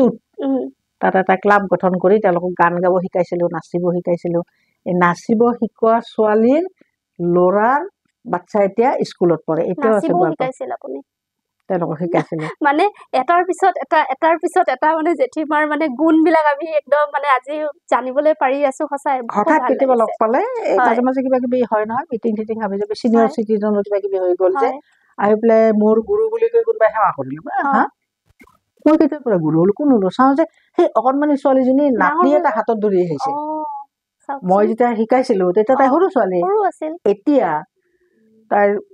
65 নে 62 বুলি ক'লে জানো বয়স। নাতি এটা হাতত ধৰিছে, মনজু এইটো কোনো কিমান ভাল লাগে তেনেকে আহিলে সঁচাকে মানে বেলেগ অনুভৱ হয়। কিন্তু সেই বস্তুটো যেতিয়া দুই এজনে যেতিয়া কয় যে মই কিমান জানো, সেইটো মই সিমান মই এক্সপাৰ্ট কতো নহয়, কিন্তু মানুহক মই ইনস্পায়াৰ কৰিব জানিছিলো। একদম সঁচা কথা এইটো আচলতে গীতা জেঠীমা। খুব ভাল পাইছিলো। আপোনাৰ মানে কি জানে, আপোনাৰ যিটো মানে এটা ব্যৱহাৰ, মানে কি বুলি ক'ম, এটা মাতৃত্ব সুলভ যিটো আপোনাৰ ব্যৱহাৰ, সেই বা অমায়িক এটা যিটো আপোনাৰ ব্যৱহাৰ, সেই বস্তুটোৱে কিন্তু বহুতকে কিন্তু অনুপ্ৰাণিত কৰে, উৎসাহিত কৰে। ভাল লাগে নহয়নে সেই অনুভৱটো, যে কাৰোবাৰ জীৱনত আপুনি এটা প্ৰভাৱ পেলাইছে, এটা পজিটিভ, এটা ইতিবাচক এটা প্ৰভাৱ পেলাইছে। সেই অনুভৱটো মানে হয়তো ব্যক্ত কৰা নাযায়, তথাপিও জানিব খুজিম জেঠীমা কেনেকুৱা লাগে অনুভৱ? মনটো ফুলি উঠে। ভাবো মই বিশেষকৈ যেতিয়া যোগাসনত সোমালো, যোগাসনৰ কথাও দৰ্শকসকলক আজি মই সেই বিষয়েও জেঠীমাৰ লগত কথা পাতিম। তেতিয়া আধ্যাত্মিক দৃষ্টিভংগীৰে মই নিজে যিখিনি পঢ়িছো, শুনিছো, আমাৰ আইতাহঁত যিহেতু নাম চাম গাইছিল, পাঠকনি আছিল, জানিছিলো, সেইখিনি জনা বেলেগ। আৰু এতিয়া মই যিখিনি সোমাই পালো মোৰ পৰম পূজ্য ৰামদেৱজী মহাৰাজৰ পৰা, তেওঁ যিখিনি শিকালে, মই ডাইৰেক্ট হৰিদ্বাৰত গৈ শিকা দেই। আৰু ভাৰতৰ দ্বিতীয়টো গ্ৰুপত আছিলো মই। এতিয়াতো বহুত হ'ল, 1000ৰ ওপৰ হৈ গ'ল। মই ছেকেণ্ড বেটছৰ আছিলো। তাৰ পিছৰ পৰা এইটো দিশত মানুহবিলাকক মেণ্টেলি কেনেকে অকমান সলাব পৰা যায়, ভাল মানুহ এজনক সলাব নালাগে, বেয়া চিন্তা কৰা মানুহ এজনক কেনেকে সলনি কৰিব পাৰি, মই চাকচেছ। অভ্যাস আছে বা হেঁপাহ এটা আছে। এতিয়া এইটো ক্ষেত্ৰত কিছুমান কথা অলপ ক'ব দিগদাৰ, ক'ব নোৱাৰি। বহুত বিপথে যোৱা ল'ৰাক মই মানে মূল সুঁতিত অনাৰ কাৰণে সক্ষম হৈছিল। এইটো এটা বৰ ডাঙৰ কথা এতিয়াৰ যুগত। তাৰপিছত আৰু কিছুমান আছে, যেনেকে পেৰালাইচিছ হোৱা, কিবা বেমাৰ চেমাৰ এইবিলাক হোৱা, তেনেকুৱা বহুত কিছু। ক্লাছ 9ত পঢ়া ল'ৰা এটা যেতিয়া কমপ্লিটলি বেডত থাকিবলগীয়া হয়, তাৰপিছত সেই ল'ৰাটোৱে খোজকাঢ়ি যেতিয়া বাহিৰত যাব পৰা হয়, স্কুলত যাব পৰা হয়, তেনেকুৱা লাগে। 2 বছৰ 3 বছৰ সময় লাগে। কিন্তু এতিয়া মোৰ গোৱালপাৰাতো আছে, তাক 4-5 জন মানে ধৰি পেলাই ভেলোৰত লৈ গৈছিল, অনা নিয়া কৰিছিল। তেওঁলোকে ঘৰৰ কোনোবাই কিবা গম পাই মোৰ ফোন নাম্বাৰটো পালে, এদিন মোৰ তাত আহিলে, আহি সেই ল'ৰাটো এতিয়া বিয়া বাৰু কৰাই একদম পেৰালাইচিছ, এটা চাইড একদম পেৰালাইচিছ হৈ আছিল, একো কৰিব নোৱাৰিছিল। ঈশ্বৰৰ কৃপা, মই মাধ্যমহে, মই একো নহয়, মই মাধ্যম। একচুৱেলি ভগৱানৰ আশীৰ্বাদ তেওঁলোকৰ ওপৰত আছে। আৰু তাৰ সেইটো সূত্ৰটো হ'ল ৰামদেৱজী। এইটো গোৱালপাৰাত 1জন বা 2জন, গোটেই ভাৰতবৰ্ষত 1000তকৈও বেছি আছে, লাখৰ হিচাপত আছে এনেকুৱা ভাল হোৱা মানুহ। আপুনি মানে যোগাসনৰ জৰিয়তে হওক বা আপোনাৰ আধ্যাত্মিকতাৰ ফালেদি হওক, এটা পজিটিভ চৰিত্ৰ সলনি কৰিব পাৰি, চৰিত্ৰ সলনি কৰি দিছে সঁচাকে। মানে যোগাসনত কেনেকে আহিল আপুনি? যোগাসনত আচলতে তাতো এটা বুৰঞ্জী এখন আছে সৰুকে। প্ৰাণায়াম শব্দটো এদিন শুনিছিলো শুনিছিলে প্ৰাণায়াম মানে কি অৰ্থটো নাজানো উম মোৰ পিছৰ লাইফটো কলেজৰ পিছৰ পৰা মোৰ গোটেই জীৱনটোৰ মানে যিখিনি ভাল বুলি ক'ব পাৰি সেইখিনি মোৰ খুৰাৰ পৰা হৈছিল আমাৰ তাৰমানে মা দেউতাহঁতো বাহিৰত থাকিল মই খুৰা খুৰীৰ লগত থাকিলো আমাৰ সৰু খুৰা দিলীপ দাস এতিয়া নাই তেওঁ ঢুকাইছে খুৰা আমাৰ বৰ ভাল মানুহ আছিল আৰু নাটকৰ লগত খুব ভালকে জড়িত আছিল সেইকাৰণে সুবিধা পাইছিলো তো প্ৰাণায়াম শব্দটোৰ অৰ্থটো মোক যেতিয়া খুৰাই বুজালে তেতিয়া ভাবিছিলো হয়তো আমাৰ এইটো বাহিৰৰ অৱয়ব চকু দুটা দেখিছো কাণ দুখন দেখিছো ভিতৰত থকা লিভাৰটোতো আমি দেখা নাপাওঁ পেংক্ৰেছটো আমি দেখা নাপাওঁ এইবিলাকক বোলে চাফা কৰে প্ৰাণায়াম মানে শুদ্ধ কৰিব লাগে মেণ্টেলি শুদ্ধ যিটো কৰা হয় ভিতৰখনক শুদ্ধ যিটো কৰা হয় সেইটো বোলে প্ৰাণায়াম বোলে ইয়াৰ বহুত প্ৰকাৰ আছে ভাগ আছে তই এতিয়া সৰু হৈ আছ এতিয়া শিকিব নালাগে ডাঙৰ হলে শিকিব তেনেকে কৈ থৈ দিলে কিন্তু শব্দটো মোৰ মূৰত থাকি গ'ল তাৰপিছত এই 2005 চনত ৰামদেৱজী যেতিয়া গুৱাহাটীত আহিল তেতিয়া মই গৈছিলো গৈ তেখেতক দেখি মই আপ্লুত হৈছিলো সেই ডিচেম্বৰ মাহত মানুহজন ঘামে আৰু তেখেতৰ কথাখিনি ডিচেম্বৰত কেনেকুৱা ঠাণ্ডা কিন্তু তেওঁ যেতিয়া এইবোৰ দেখুৱাই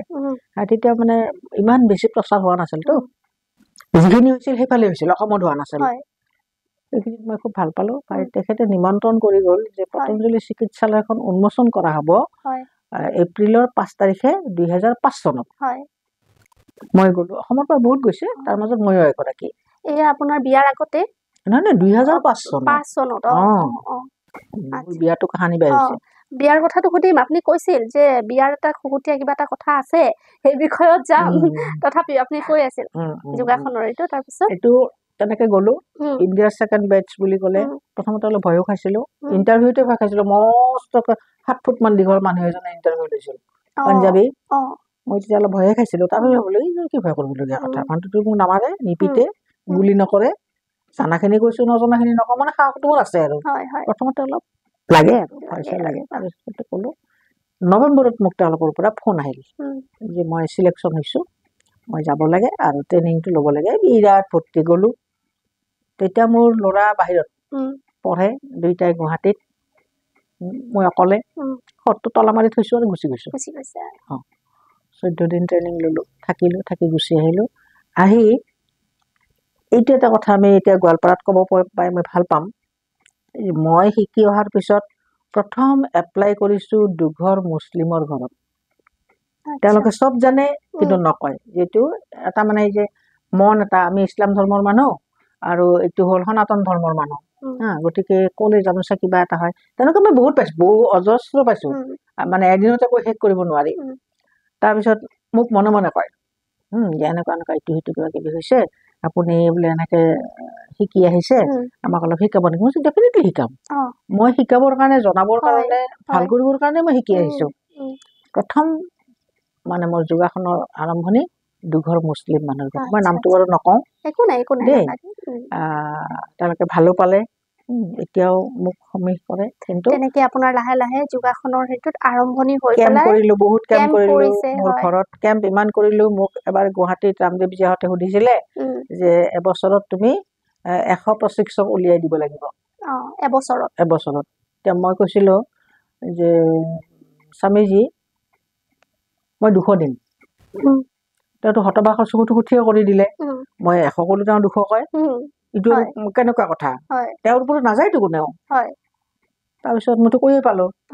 লাগিল নহয় আহি এনেকে আৰম্ভ কৰিলো সেইটো আপোনাৰ চ্যালেঞ্জ এটা হৈ গ'ল কৈছো যিহেতু আৰু কৰি দেখাবই লাগিব গোৱালপাৰা জিলাৰ গাঁৱে ভূঞে এনেকে সোমাইছো এনেকে গৈছো মই এবছৰত 302 জন দিলো বেছিকে দিলে বেছি হ'ল 302 জন দিলো তাৰপিছত ৰামদেৱজী বিৰাট খুশি বালকৃষ্ণজী তেওঁলোকৰ লগত মই বহুত দিন কথা পাতিছো বহুত সময় ঘণ্টাৰ পিছত ঘণ্টা কটাইছো বালকৃষ্ণজী আৰু ৰামদেৱজীৰ লগত তেনেকে আমাৰ শৰীৰৰ কাৰণে খুব ভাল এতিয়া কিন্তু গোৱালপাৰাত বহুত কেম্প আছে কিছুমান যোগা কৰা নহয় সেইবিলাকক মই নকওঁ প্ৰশিক্ষকে মোক চিনি নাপায় এনেকে বিয়পিছে মানে এইটো এটাৰ পিছত এজন এনেকে যায়তো মই শিকালো প্ৰথম 17 জন তাৰপিছত 49 জন তাৰপিছত হিচাপ নাই 250 200 300 এনেকে মানে শিকে মুখ্য মানুহগৰাকী আপুনি সেয়া তেনেকে আহিল ইয়াতে গোৱালপাৰাত মানে প্ৰথম সেই বন্তি গছি গোৱালপাৰাত সঁচা মই আনিলোঁ। খুব ভাল লাগিছে শুনি। জেঠীমাই যিখিনি কথা ক'লে যোগাসনৰ মানে আপুনি যিখিনি আমাৰ গোৱালপাৰা ডিষ্ট্ৰিক্টতে হওক লাহে লাহে আপুনি অসমতো বহুতখিনি কৰিলোঁ কৰিছে কৰিলোঁ হয়নে সঁচাকে মই মানে ইজিপ্তত কৰিছোঁ ইজিপ্তত কাইৰোত বাহিৰতো কৰিছে আচ্ছা আচ্ছা সঁচাই মানে যোগাসনৰ গুৰুত্বটো আমাৰ বহুতখিনি আছে নহয় জানো অলপ থুলমূলকে যদি কয় যোগাসন কৰিলে আমাৰ কি হ'ব মানে পজিটিভ হেৰিটো এটাই কথা কওঁ সুস্থ শৰীৰ আমাৰ জন্মস্বত্ব অধিকাৰ হয় এইটোৰ পৰা আমাক কোনেও বঞ্চিত কৰিব নোৱাৰে কিন্তু তাৰে কাৰণে আমাৰ নিজৰ সাধনা লাগিব ইচ্ছা লাগিব তেতিয়াহে পাৰিম যোগাসন বুলি ক'লেই আমি সুস্থ হৈ নাযাওঁ যোগাসন কি জানিব লাগিব প্ৰাণায়াম কি জানিব লাগিব তাৰ ভিতৰত এইবিলাক আজি ৬,০০০-৭,০০০ বছৰ আগত সৃষ্টি হোৱা বস্তু তেওঁলোকে যিবিলাক সৃষ্টি কৰি থৈ গৈছে সেই সময়ত মহৰ্ষি পতঞ্জলীয়ে গোটেইবিলাক বস্তু লগ লগাই এক কৰি পেলাই মানৱ সমাজত এৰি দিছে আৰু তাত প্ৰতিনিধি ৰূপে ঈশ্বৰ প্ৰেৰিত বুলি ভাবো আমি ৰামদেৱজীয়ে প্ৰচাৰ কৰিছে আছে আগতো আছিলে কিন্তু এনেকে সকলোৰে মাজত নাছিল এতিয়া সকলোৰে মাজত হৈছে এটা কথা কৈ তেওঁ খুব ভাল পায় যে ভাৰতবৰ্ষত এতিয়া ৫০ লাখতকৈ বেছি মানুহে ৰাতিপুৱা ৰঙা সূৰ্যটো দেখা পায় অৰ্থাৎ উঠে মানে কিয় এই আসন কৰিব প্ৰাণায়াম কৰিবৰ কাৰণে উঠে গতিকে যিমানেই দুৰাৰোগ্য বেমাৰ নহওক কিয় আমি যদি তাক সাধনা হিচাপে লওঁ তাক সুস্থ কৰিব পৰা যায় যোগাসনৰ এইটো এটা মাহাত্ম্য এটা মনত ৰাখিলে হ'ল যে সুস্থ শৰীৰ আমাৰ জন্মস্বত্ব অধিকাৰ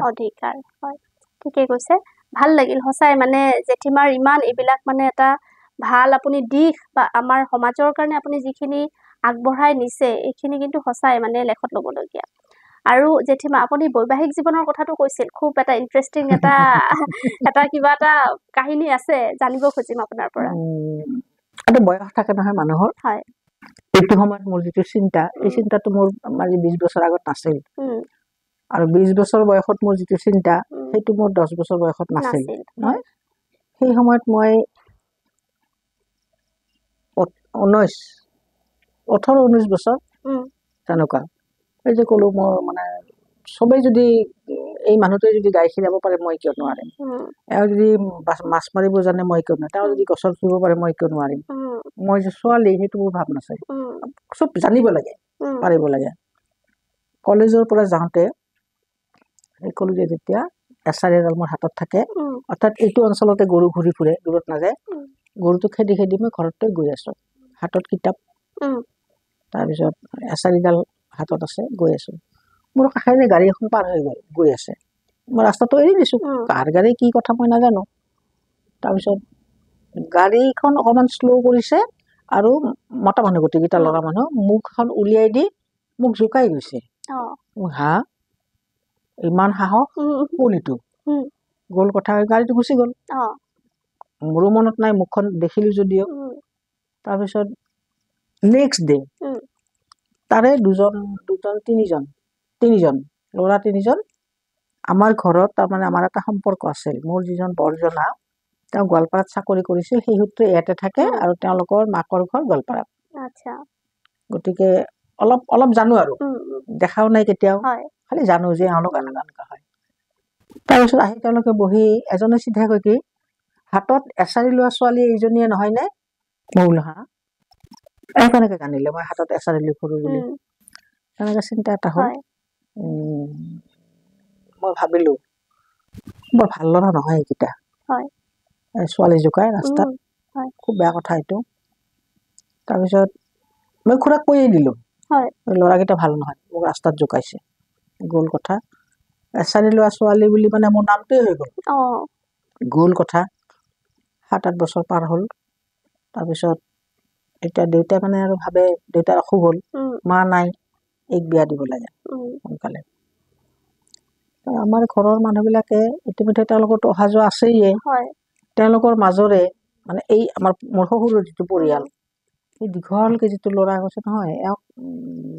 বেলেগক দিব নোৱাৰে মই বহুত দিনৰ পৰা ভাবি থৈছোঁ এই এছাৰি লোৱা ছোৱালীজনীক মই বিয়া পাতিম হা মইতো চিনি নাপাওঁ মানুহজনক তাৰপিছত কিন্তু পিছৰ যিটো পৰ্যায় পিছৰ পৰ্যায়টো সেইটো আজিকালিৰ যিটো লাভ হয় সেইটো বুলি ক'ব পৰা যায় কাৰণ মই বিয়াৰ কথা ভাবিবই নোৱাৰো এখন ঘৰ এৰি ভাইটিহঁত আছে দেউতা অসুখীয়া বিয়াৰ কথা ভাবিবই নোৱাৰো কিন্তু মই যোগাযোগটো চলি থাকিল মাজে মাজে আহে খবৰ খাতি লয় চিঠি পত্ৰ লিখে তেতিয়া মোবাইল নাই পোষ্টত চিঠি পত্ৰ আহে চিঠিবিলাক বৰ ভালকে লিখে ভালো লাগে অমুক কৰিলো তমুক কৰিলো এইবিলাক ক'ত ক'ত কি কৰিলে আচলতে মানুহজন তেওঁ তেনেকুৱাই আছিল খুব উৎসাহী আছিল চব কথাত চব কামত মই সেইটোৱে আপোনাক সুধিব খুজিছো যে বৈবাহিক জীৱনৰ পিছত এগৰাকী নাৰীৰ কিন্তু জীৱনটো বহুত সলনি হৈ যায় তেনে ক্ষেত্ৰত মানে জেঠাই আপোনাক উৎসাহিত কৰিছিল নে কাৰণ আপুনি নাট্যশিল্পী বুলিয়ে ক'লো নাট্যশিল্পী আপুনি ইফালে খেলৰ লগতো জড়িত সাহিত্য সংস্কৃতিৰ লগত জড়িত উৎসাহিত কৰিছিল মোৰ এওঁৰ কথাটো বাৰু মই নকওঁ মোৰ যেতিয়া বিয়া হৈ যায় নলবাৰীত তেতিয়া ভৱেন বৰুৱা নাট্যকাৰ চবেই জানে এওঁৰ বন্ধু শশী শৰ্মাক চবেই জানে বীৰেন চৌধুৰীক চবেই জানে শশী শৰ্মা খুৰা বুলি মাতিছিলো আদ্য শৰ্মা খুৰা বুলি মাতিছিলো তেওঁলোকে বহুত জোৰ দিছিল মানে পিতাক কৈছিল মোৰ শহুৰক কৈছিল যে আপোনাৰ বোৱাৰীক নলবাৰীত লৈ আহক আমি তেখেতক বেলেগ এখন পঠাই দিম আমি জানো আৰু সেইটো কথা পিতাই এইকাৰণে কৈছিল আৰু এটা ইণ্টাৰেষ্টিং কথা কি যিদিনা বিয়াৰ পাৰ্টি হয় কইনাক গ'ল যোৱাৰ পিছদিনাখন পাৰ্টি এটা হয় নহয় বিশাল পাৰ্টি মানুহবোৰো অলপ মানে হেৰি এই তেতিয়াৰ মানে অসমৰ 7টা ধনী পৰিয়ালৰ এটা পৰিয়াল গতিকে যোগাযোগ থাকিবই তো আমাৰ দীনেশ দাস চিনেমা কৰে যে খলনায়কৰ আৰু নবীন বৰুৱা তালুকদাৰ ৰবীন তালুকদাৰ তেওঁলোকে আছিলে পিতাই কি কয় তেওঁলোকে সুধিছে আপুনি বোৱাৰীক কি উপহাৰ দিলে মই উপহাৰটো লৈ আহো বুলি কয় পিতাই আনিছিলে এখন পেপাৰ ভাজ কৰি থোৱা পেপাৰ এখন মই বহি আছো চব কইনা আৰু বহি আছো মা তোমাক মই এইখনেই উপহাৰ দিলো সেই বুলি কৈ পেপাৰখন মোৰ হাতত দিলে মই আচৰিত কি পেপাৰ হাতত সেইটো কি উপহাৰ হ'ল তাৰপিছত দীনেশ দাস কিবা তেওঁলোকে মামা বুলি মাতে ময়ো মাতিলো তেনেকে সেইখন মেলি চাই যে 69ৰ দৈনিক অসম তাত আমাৰ কলেজৰ ৰিজাল্টবিলাক ফটো সহকাৰে গোটেইবিলাক আছে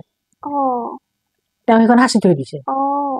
এতিয়াই কি কাৰণত সাঁচি থৈছে মই বুজি নাপাওঁ হয়তো পুতেকৰ মনৰ কথাটো জানিছিল নেকি মইতো নাজানো অলপ আচৰিত কথা নহয়নে বাৰু কোনোবা মানুহে তেনেকে পেপাৰ এখন সাঁচি থৈ বোৱাৰীকৰ পিতাই তেতিয়া ভাবিছিল নেকি যে মই বোৱাৰী কৰি আনিম এইবিলাক পিছত গম পালো আৰু কথাবিলাক মাই পিতাই কয় ভালেই লাগিল সঁচাই কিন্তু মানে আপোনাক মানে দেউতাই শহুৰ দেউতা আপোনাৰ জেঠাই মানে বহুত উৎসাহিত কৰিছিল এইটো দিশত সঁচাই খুব ভাল লাগিল বহুত চেষ্টা কৰিছিল মানে অলপ চিনেমাত অংশগ্ৰহণ কৰা মই এই হ'বই নোৱাৰে মই ইমান দেখাত বেয়া এইবিলাক হ'বই নোৱাৰে কৈছে নহয় আমি জনজাতীয় ছোৱালী কৰিব পাৰিম নহয় সেইটোতো এটা এই যে গদাপানী যেতিয়া পৰ্বতত লুকাই থাকে ডালিমীৰ চৰিত্ৰ এটা আছে নহয় ডালিমীৰ এটা ভাও মই কৰবাত দেখুৱাইছিলো ইমান সজীৱ হোৱা বুলি কৈছিল এই বুকুত মানে এনেকে ভুকুৱাই গদাপানীক নিজৰ কৰি ল'ব খুজিছিল কিন্তু গদাপানী কোন ডালিমীটো নাজানে গদাপানী কিয় লুকাই আছে সেইটোতো নাজানে কিন্তু গদাপানীৰতো মন এটা আছে তেওঁতো তেজ মাংসৰে মানুহ সেই চৰিত্ৰটো মই কৰবাত কৰিছিলো ক'ত কৰিলো মই পাহৰি গলো খুব সজীৱ হোৱা বুলি কৈছিল ডালিমীৰ চৰিত্ৰটো এই তেনেকে আৰু কিন্তু এওঁ যাব নিদিলে পিতাই বোলে মোৰ আপত্তি নাই ছোৱালীৰ যিহেতু আছে গুণ গতিকে মোৰ আপত্তি নাই আৰু তেওঁলোকৰ লগত তেওঁলোকেও নিজৰ ছোৱালীৰ দৰে ৰাখিব এওঁ নিদিলে আপুনি বিয়াৰ পিছত চাকৰিত সোমাইছে নহয় মই কলেজত পঢ়ি থাকোঁতে ডিগ্ৰী বোধহয় ছেকেণ্ড ইয়াৰ নেকি ফাৰ্ষ্ট ইয়াৰতে পঢ়ি থাকোঁতে দেউতাৰ অসুখ হ'ল যে অফিচৰ পৰা মোক মাতি লৈ আহে ইঞ্জিনিয়াৰে মানুহ পঠাই দিয়ে কি ডিপাৰ্টমেণ্টত আছিল আপোনাৰ তেতিয়া END বুলি কৈছিল আৰু এতিয়া সেইটোৱে ৱাটাৰ ৰিচোৰ্চ ডিপাৰ্টমেণ্ট এইটো হ'ল চাকৰি বহুত দিন কৰিলোঁ মোটামুটি 1 মাহ কেইদিন জানো কম 40 বছৰ কেনেকৈ বেলেন্স কৰিছিল সেইটো কথা খুব জানিবলৈ ইচ্ছুক হ'ব আমাৰ দৰ্শকসকলো আৰু ময়ো বিশেষকৈ এগৰাকী নাৰী হিচাপে যে কেনেকৈ বেলেন্স কৰিছিল আপুনি ঘৰ সংসাৰ সাহিত্য সংস্কৃতি লগতে চাকৰি কেনেকৈ কৰিছিল এটা বাক্যত কওঁ চমুকে মই ৰাতিপুৱা উঠি আগদিনা ৰাতি উলিয়াই থোৱা কাপোৰখিনি তিয়াই থওঁ চাৰ্ফত থৈ মই 3 পৰা 4 কিলোমিটাৰ দৌৰি আহোঁ ঘূৰি আহোঁ দৌৰি আহোঁ আচ্ছা এনেকৈ পাক মাৰি মানে খেলৰ হেৰিটো আছিল যে তেতিয়াও এক্সাৰসাইজ এটা হয় এক্সাৰসাইজ এটা হয় আহি ইহঁতৰ কাৰণে মানে খোৱা বস্তু ৰুটি হওক যি হওক কিবা এটা বনাই সিহঁতে উঠিব অলপ পিছত সিহঁতক খুৱাই মেলি পঢ়িব দি কাপোৰ ধুই গা ধুই ভাত বনাই দেউতাৰ কামখিনি কৰি থৈ তেতিয়া 9:30 9:40 ঘড়ীটোৱে মোক মানে সদায় সুকিয়াইছিল ঘড়ীটোৱে যেনিবা মোৰ লগত কথা কয় যে 9টা হ'ল 9:30 হ'ল 9:40 হ'ল ঘড়ীটো চাওঁ আৰু কামবিলাক কৰোঁ তেনেকৈ ইহঁতক স্কুলত পঠাই দি দেউতাক খুৱাই বুৱাই মই অফিচলৈ গৈছিলোঁ আৰু অফিচত বহি কিন্তু মই বহুত কাম কৰিব পাৰিছিলোঁ যেনে এখন নাটক লিখিলোঁ এটা গল্প লিখিলোঁ কেতিয়াবা বিভিন্ন ধৰণৰ এনেকৈ সময় পাইছিলোঁ আৰু বেছি ভাল লাগিছিল ঠাণ্ডাৰ দিনত খুব চুৱেটাৰ গুঠিছিলোঁ ঊল গুঠিছিলোঁ চুৱেটাৰ গুঠিছিলে ঊল গুঠিবও জানে আপুনি অফিচত এনে এজন মানুহ নাই যিজন মানুহে মই গুঠা চুৱেটাৰ পিন্ধা নাই হয় নেকি ভাল লাগিল জানি এইটো কৰিব নাপায় একচুৱেলি এইটো মই নিজে এইটো পক্ষপাতি নহয় কিন্তু যেতিয়া কাম নাথাকে কাম ক্ষতি কৰি নহয় অফিচত যেতিয়া কাম নাথাকে ঠাণ্ডা দিনত বিশেষকৈ আমাৰ পূজাৰ পিছতে স্কিমবোৰ হয়তো বানপানীৰ আগে আগে গতিকে সেইখিনি হৈ যোৱাৰ পিছত কাম কিছু পাতলে তেতিয়া হয় কিতাপ আপুনি হেতু মানে কি টাইম মেনেজমেন্ট কৰিছিল ধুনিয়া কৰি কামটো আপুনি মানে একো লস হ'ব দিয়া নাই কামটো আপুনি ধুনিয়াকে নিয়াৰিকৈ আপুনি নিজৰ অফিচৰ যিখিনি যাবতীয় কাম সেইখিনিও আপুনি কৰিছিলে তাৰে লগতে নিজৰ যিখিনি ভাল লগা কাম আপুনি গল্প লিখা কবিতা লিখা এইখিনি কামো আপুনি ধুনিয়াকৈ কৰিছিল সঁচা এইটো ভাল ভাল কথা আৰু মই যিটো পোষ্টত আছিলোঁ হয় সেইটো পোষ্টতে মই বেছি দিন কাম কৰিব নাপালোঁ এইকাৰণে নাপালোঁ মানে মোক ইছ্যু ৰিচিপ্টতো লৈ যায় একাউণ্টনৰ টেবুলতো লৈ যায় অন্যান্য টেণ্ডাৰৰ টেবুলতো লৈ যায় মই মানে গোটেইখন ঘূৰাই ফুৰাইছিলে এইকাৰণে মই চিনচিয়াৰলি কাম কৰিছিলোঁ মই নিজে সেইটো গৌৰৱ কৰি ক'ব পাৰোঁ মই য'তেই কাম কৰিছোঁ কলম কাগজ হাতত লৈছোঁ মই চিনচিয়াৰলি কৰাৰ কাৰণে চেষ্টা কৰিছিলোঁ সেইটো এটা মোৰ হেৰি এটা আছিল আৰু আপুনি বহুত কবিতা গ্ৰন্থ এইবিলাকতো লিখিছে নহয় জানো মনত থকা কৰি কিবা আপোনাৰ কবিতা মনত আছেনে মানে আমাৰ আজি দৰ্শকসকলৰ আগত যদি এটি সুন্দৰ কবিতা আপুনি আগবঢ়াব পাৰে এইটো ডাঙৰ কথা হ'ল মই যোৱা এটা দুটা মাহ কবিতাৰ পৰা অকণমান আঁতৰি বেলেগ অন্যান্য কামত ব্যস্ত আছিলোঁ বহুত কবিতাটো মোৰ এতিয়া ঠিক তেনেকৈ মনত নাই তেনেকৈ মোৰ মনত নাই কিন্তু মনত আছে মোৰ বঙালী কবিতা বাংলাদেশত বহুত প্ৰকাশ হৈছে কলিকতাৰ কেইবাখন হেভেন বুলি এখন আছে যিখন ইণ্টাৰনেশ্যনেল তাত প্ৰকাশ হৈছে কণ্টিনিউ ধাৰাবাহিকভাৱে প্ৰত্যেক বছৰে মানে প্ৰকাশ হৈছিল শেষত খুব ইনস্পায়াৰ কৰাৰ কাৰণে মই এখন বঙালী কবিতাৰ কিতাপ প্ৰকাশেই কৰিলোঁ আৰু মোৰ ক'বলৈ ভাল লাগিব তুমি শুনিও ভাল পাবা যে সেই কিতাপখন মোৰ উন্মোচন কৰিছিল কলিকতাত নৱনীতা দেৱসেন নৱনীতা দেৱসেন হয়তো মানুহগৰাকীক নাজানিবা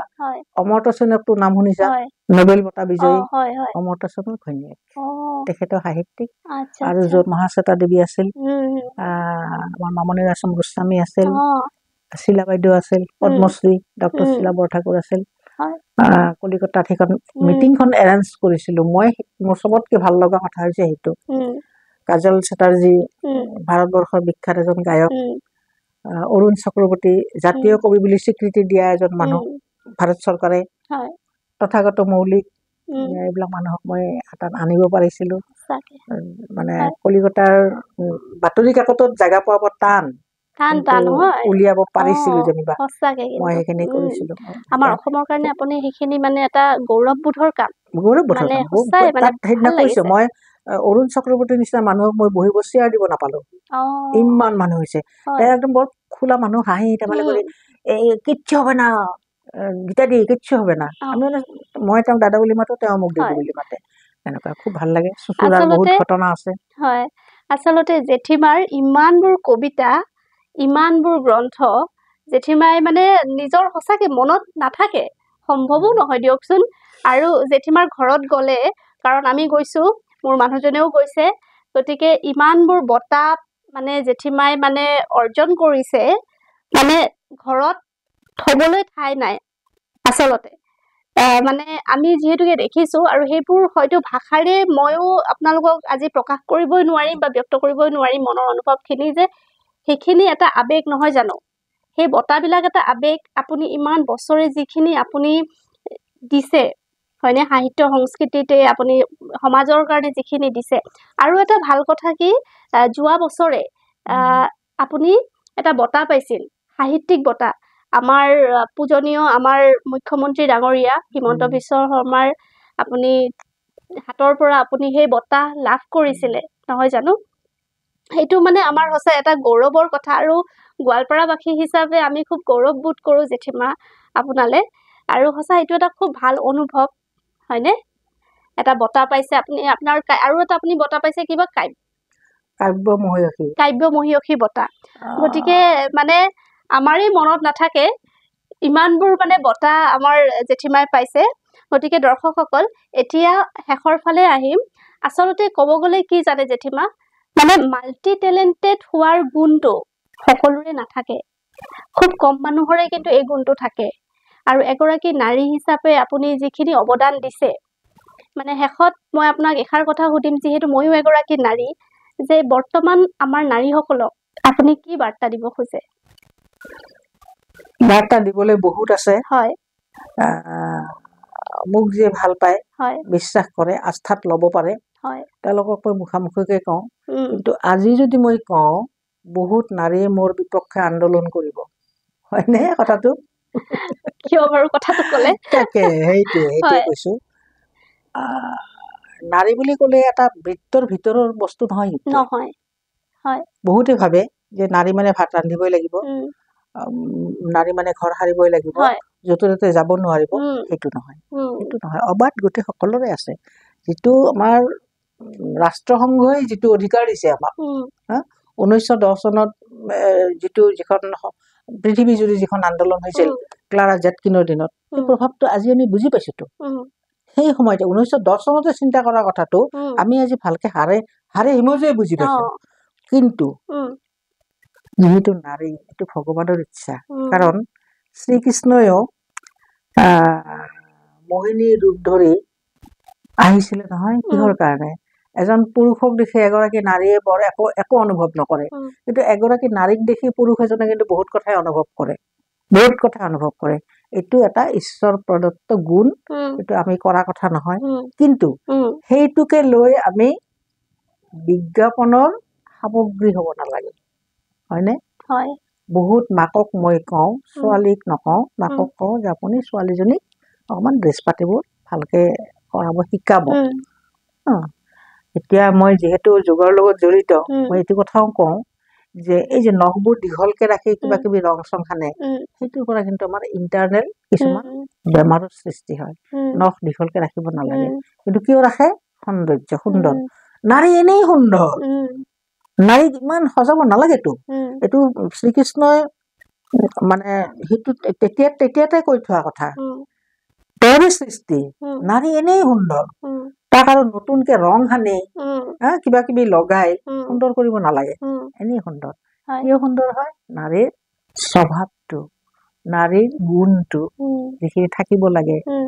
এই শ্ৰীকৃষ্ণৰ তেওঁ কৈছে গীতাত যে সপ্ত গুণ, মোৰ সপ্ত গুণ এগৰাকী নাৰীৰ গাত যদি থাকে, সেইগৰাকীক পূজা কৰিলেই মই পূজা পাম, হয়নে? গতিকে সেইকাৰণে মই কৈছো যে এতিয়া যদি মই আজিকালি নাৰীৰ কথা কওঁ, আজিকালিতো চবে দ্ৰৌপদী, হয়নে নহয় বাৰু? দ্ৰৌপদীৰ প্ৰতিজ্ঞা কি আছিল? যে তোমালোকে, তেওঁলোকৰ স্বামীক কৈছিল যে তোমালোকে যেতিয়ালৈকে সমাজ সংস্কাৰ কৰিব নোৱাৰা, মোক যেনেকে বিবেচনা কৰিছে আৰু কৃষ্ণই ভগৱানে মোক সহায় কৰিছে, তোমালোকে সমাজৰ পৰা এই বেয়া বস্তুবিলাক যেতিয়ালৈকে আঁতৰ কৰিব নোৱাৰা, তেতিয়ালৈকে মই চুলি নাবান্ধো। সেইষাৰ কথা আজিৰ কেইজন নাৰীয়ে জানে? চুলিতে চবে মেলে, চুলি মেলা। মোৰ মাজে মাজে মন যায়, খোপাটো বান্ধাচোন, ইমান আমাৰ খোপাৰ নাম আছে, কলদিলীয়া খোপা, কিবা ঘাৰৰ ওপৰত পৰা বহুত খোপাৰ নাম আছে, লিহিৰি খোপা, বান্ধাচোন, ছোৱালীক বৰ ধুনীয়া দেখি, খুব মজা দেখি। বিহুৰ ভিতৰত আছে নহয়। তো কিন্তু ক'লো নহয়, মোৰ নামত কি হ'ব? আন্দোলন আৰম্ভ হ'ব। সেইকাৰণে মই নকওঁ, কিন্তু যাক ক'ব পাৰো তেওঁলোকক কওঁ, বা যাক সজাব পাৰো কিন্তু মানে মোৰ এইটোৱে ভাল লাগে। বহুতে বহুত মানে হেৰি কৰে, মানিলে। আৰু লিখাবিলাক আছে নহয়, মই ইয়াতে এইটো কথা প্ৰসংগতে ওলাল, মই প্ৰায় ওমেন চেলত, মহিলা আয়োগ যিটো, তাত 14 বছৰ কাম কৰিছো গোৱালপাৰা জিলা প্ৰশাসনত। তেতিয়া মই মহিলাৰ হৈ কাম কৰিব লাগে, কিন্তু এজন দোষী মহিলাক মই নিৰ্দোষ বুলি কম নেকি? নিশ্চয় নকম। মই জানো তেওঁ দোষ কৰিছে, নিৰ্দোষ কেতিয়াও ক'ব নোৱাৰো। এই কথাটোৱে কি হ'ল, পুৰুষ কিছুমানকো কিন্তু মহিলাই নিৰ্যাতন দিয়ে সমাজত নিৰ্যাতিত মানে পুৰুষো আছে কিন্তু তেওঁলোকে কি কৰে মোক মুখামুখি ক'ব লাজ পায় বা অচিনাকি দুৱাৰৰ তলেৰে এপ্লিকেশ্যন পেলাই থৈ গুচি যায় আৰু মই এই মহিলা আয়োগত গৈ এইবিলাক কথা আলোচনা কৰি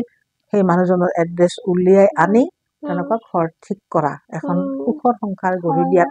মই চেষ্টা কৰো সেইটোতো হয় বাৰু নিৰ্যাতিতা বহুত আছে আমাৰ সমাজত কবিতা আছে নহয় বহুতৰে আছে আছে তাৰোপৰি আৰু কি জানে মানে কিছুমান নাৰী বহুত গুণ থাকে কিন্তু বিভিন্ন পৰিস্থিতিত সেই গুণবিলাক উলিয়াই প্ৰকাশ নাপায় কেতিয়াবা ঘৰুৱা পৰিস্থিতিয়ে হওক বা উৎসাহ দিয়া মানুহবিলাক নাই আজি আপুনি যেনেকে ধৰক ইমান সাহস গোটাই আপুনি সেই নাটক চাব গৈছিল সেই ৰাতি হয়নে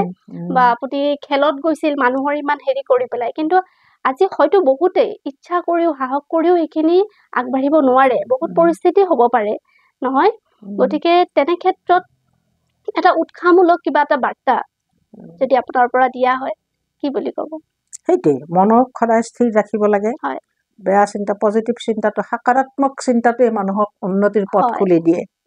সকাৰাত্মক চিন্তাটো সদায় থাকিব লাগে সেইটো কৰিব লাগে প্লাছ নিজৰ শক্তি সামৰ্থ্য সেইটোও চিন্তা কৰিব লাগিব মই কিমানখিনিলৈকে পাৰিম কৰিব একে জাপিটো গৈ মংগল গ্ৰহ নাপায় নহয় চন্দ্ৰ নাপায় নহয় সাধনা লাগিব এই যে 7টা গুণ কৃতি বাণী মেধা শক্তি এইকেইটা গুণ যে আছে এই গুণখিনিৰ প্ৰথমতে অধিকাৰী হৈ ল'ব লাগিব কোনোবাটো নোৱাৰিব পাৰে স্বাভাৱিক আমি মানুহে তেজবাংশৰ কিন্তু চেষ্টা কৰিব লাগিব সাধনা চব কথাত লাগিব কথা কওঁতেও অলপ মানে এটা সংবেদনশীল মন যিটো থাকে সেই মনটোক মানে ৰাখিব চেষ্টা কৰিব লাগে কথাটো কেতিয়াবা কথাতে বতা পায় আৰু কথাতে কটা যায় তেনেকুৱা হয় কেতিয়াবা কথা কওঁতেও মই পুৰস্কাৰ পাইছো এনেকুৱা হয় কেতিয়াবা মানে আৰু বংগদেশত মোৰ যথেষ্ট হেৰি মই অসমত পৰিষদৰ মোক মেম্বাৰ হিচাপে হয়তো কোনেও চিনিও নাপালে এইটো যেনেকে গোৱালপাৰাৰ বহুত মানুহে মোক নিচিনে বা নাজানে কিন্তু আপাৰ আছামত জানে উজনি অসমত গীতা বাইদেউ বুলি ক'লে আৰু চবে জানে সেইটো তো তেনেকুৱা মই তাৰহে যিটো ভাৰতবৰ্ষৰ ভাৰত চৰকাৰৰ আণ্ডাৰত সাহিত্য পৰিষদ আছে বাংলা সাহিত্য পৰিষদৰ মই এগৰাকী মেম্বাৰ এইটো ভাবিলে মোৰ ভাল লাগে কেতিয়াবা সঁচাই মানে খুব ভাল লগা কথা আৰু দৰ্শকসকল জেঠীমাৰ পৰা মানে ইমানবোৰ কথা শুনিলো মানে সঁচাই মানে জ্ঞানৰ এক ভাণ্ডাৰ বুলি ক'লেও ভুল নহ'ব কাৰণ জেঠীমাৰ পৰা আমি খেলৰ কাৰণে যিবিলাক খেলুৱৈ আছে খেলত জড়িত হৈ থকা সকলে এটা ইনস্পিৰেশ্যন পাব যিসকল নাটকৰ লগত জড়িত হৈ আছে নাটকৰ লগত জড়িত থকা ব্যক্তিসকলে অনুপ্ৰেৰণা পাব যিসকল আমাৰ যোগাসনৰ লগত জড়িত হৈ আছে তেওঁলোকে এটা উৎসাহ পাব যে আমি শৰীৰ চৰ্চা কেনেকে কৰিম আমি কেনেকে নিজৰ মানে স্বাস্থ্যৰ যতন ল'ম নহয়নে জেঠীমা লগতে যিসকলে কবিতা পঢ়ি ভাল পায় বা যিসকলে গ্ৰন্থ পঢ়ি ভাল পায় যদি কোনোবা এটা কাৰণত পঢ়া বন্ধ হৈছে আৰু এটা উৎসাহ পাব যে আমি হয় গ্ৰন্থ আৰু পঢ়িব লাগে কাৰণ কিতাপেই হৈছে পৰম বন্ধু গতিকে সঁচাই মানে সাহিত্য সংস্কৃতিৰ ভঁৰাল চহকী কৰি গৈ আছে আৰু আগন্তুক দিনত আমি জেঠীমাৰ পৰা আৰু বহুতো গ্ৰন্থ কবিতা পুথি মানে উপন্যাস এনেকুৱা ধৰণৰ আমি আৰু আগন্তুক দিনত আৰু পাম বুলি আশা ৰাখিছো জেঠীমা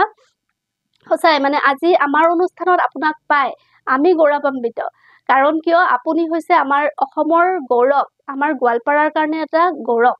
গতিকে আজি আমাৰ অনুষ্ঠানত পাই বহুত বহুত বহুত ভাল পাইছো ভাল লাগিছে তাৰ কাৰণে বহুত বহুত ধন্যবাদ জেঠীমা ময়ো ধন্যবাদ জনাইছো এই কাৰণেই যে এই চামৰ আজিকালিৰ যিটো চাম এটা সুস্থ চিন্তা কৰা মগজু বহুতৰে নাই যিটো চিন্তা তোমালোকে কৰিছা যিটো কাম কৰি আছা এইটো মই তোমালোকক ঈশ্বৰে আৰু সহায় হওক ঈশ্বৰে শক্তি দিয়ক সহায় কৰক তোমালোকে আৰু আগবাঢ়ি যোৱা আৰু মোক যিয়াতে মাতিছা আজি কেনেকৈ মই চুকত বহি থাকোঁ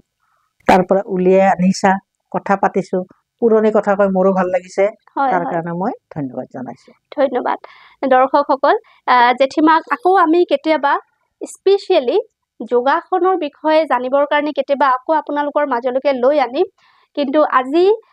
আপোনালোকক আজি আমি এইখিনিয়ে দিব পাৰিলোঁ কাৰণ কিয় সময়ৰ অভাৱ আৰু অকণমান সাসপেন্স থকাটো ভাল নহয় জানো কাৰণ জেঠিমাৰ বিষয়ে আৰু মানে কৈছো নহয় যে এখন অনুষ্ঠান আমি অলপ এই আজি 30-45 মিনিটত শেষ কৰিব কোনোদিন নোৱাৰো কাৰণ জেঠিমাৰ লগত কথা পাতি মই নিজে মানে কি কম এটো মানে মোৰ আজি সঁচাকে কৈছো যে মোৰ আজি মই শব্দহীন হৈছো স্পিচলেছ হৈছো যে মই কি কম কি নকম কিন্তু তথাপিও জেঠিমাৰ বিষয় জেঠিমাৰ জীৱন কাহিনী সেইখিনি শুনি সঁচাই খুব ভাল লাগিছে আৰু মই ভাবো আপোনালোকেও নিশ্চয়কৈ ভাল পাইছে গতিকে আমাৰ অনুষ্ঠানসমূহ চাই থাকিব দৰ্শকসকল আৰু আজি এই অনুষ্ঠানৰ পৰা মই দীপাঞ্জলি আপোনালোকৰ পৰা বিদায় লৈছো অহা খণ্ডত আকৌ লগ পাম তেতিয়ালৈকে stay tune podcast with the sky ধন্যবাদ